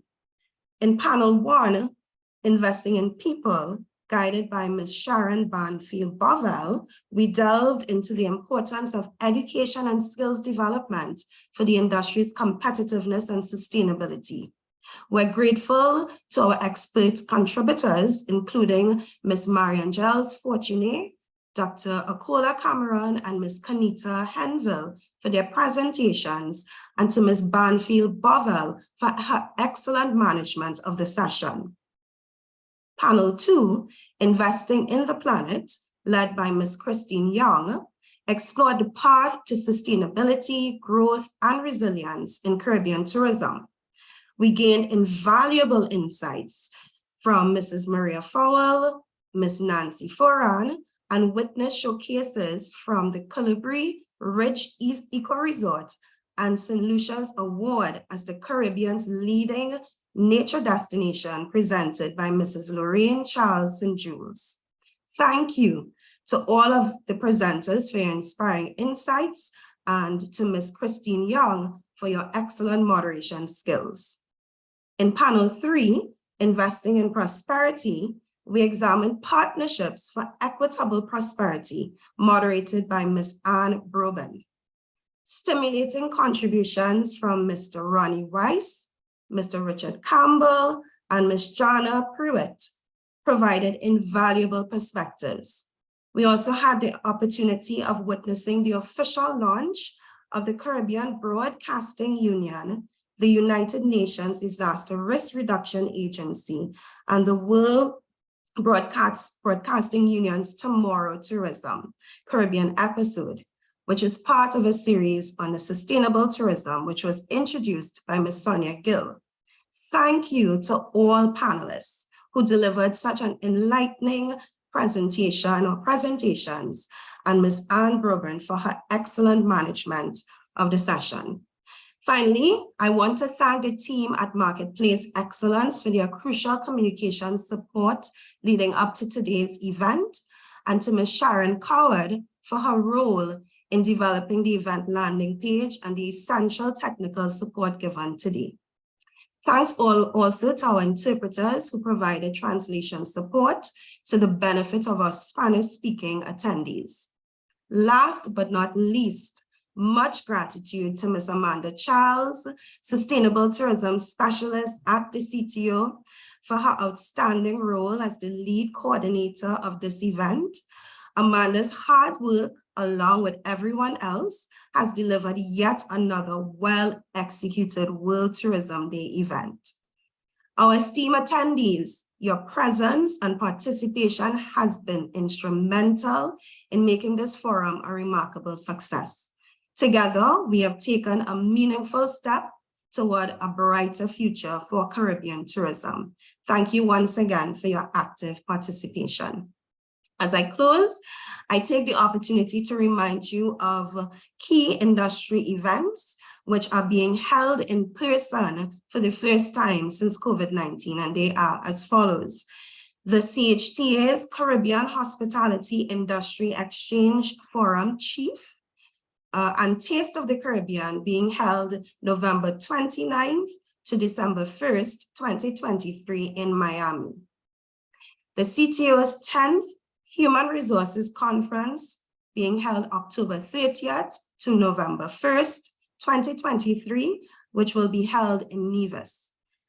And the CTO Business Meetings and State of the Caribbean Tourism Industry Conference, SOTEC, and this will be held October 9th to the 13th, 2023 in Turks and Caicos Islands. Thank you, and do enjoy the rest of your day. Over to you, Chair. Thank you, Tanisha, for your gracious articulation of thanks. Ladies and gentlemen, thank you so much for sharing this time with us. I bid you a wonderful day and a continuation of the celebration of World Tourism Day. Have a great day. Thank you.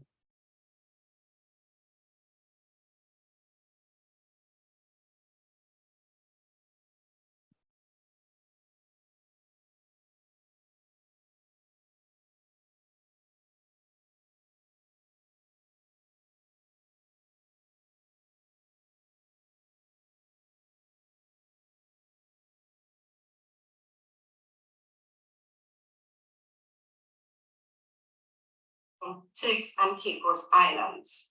Thank you, and do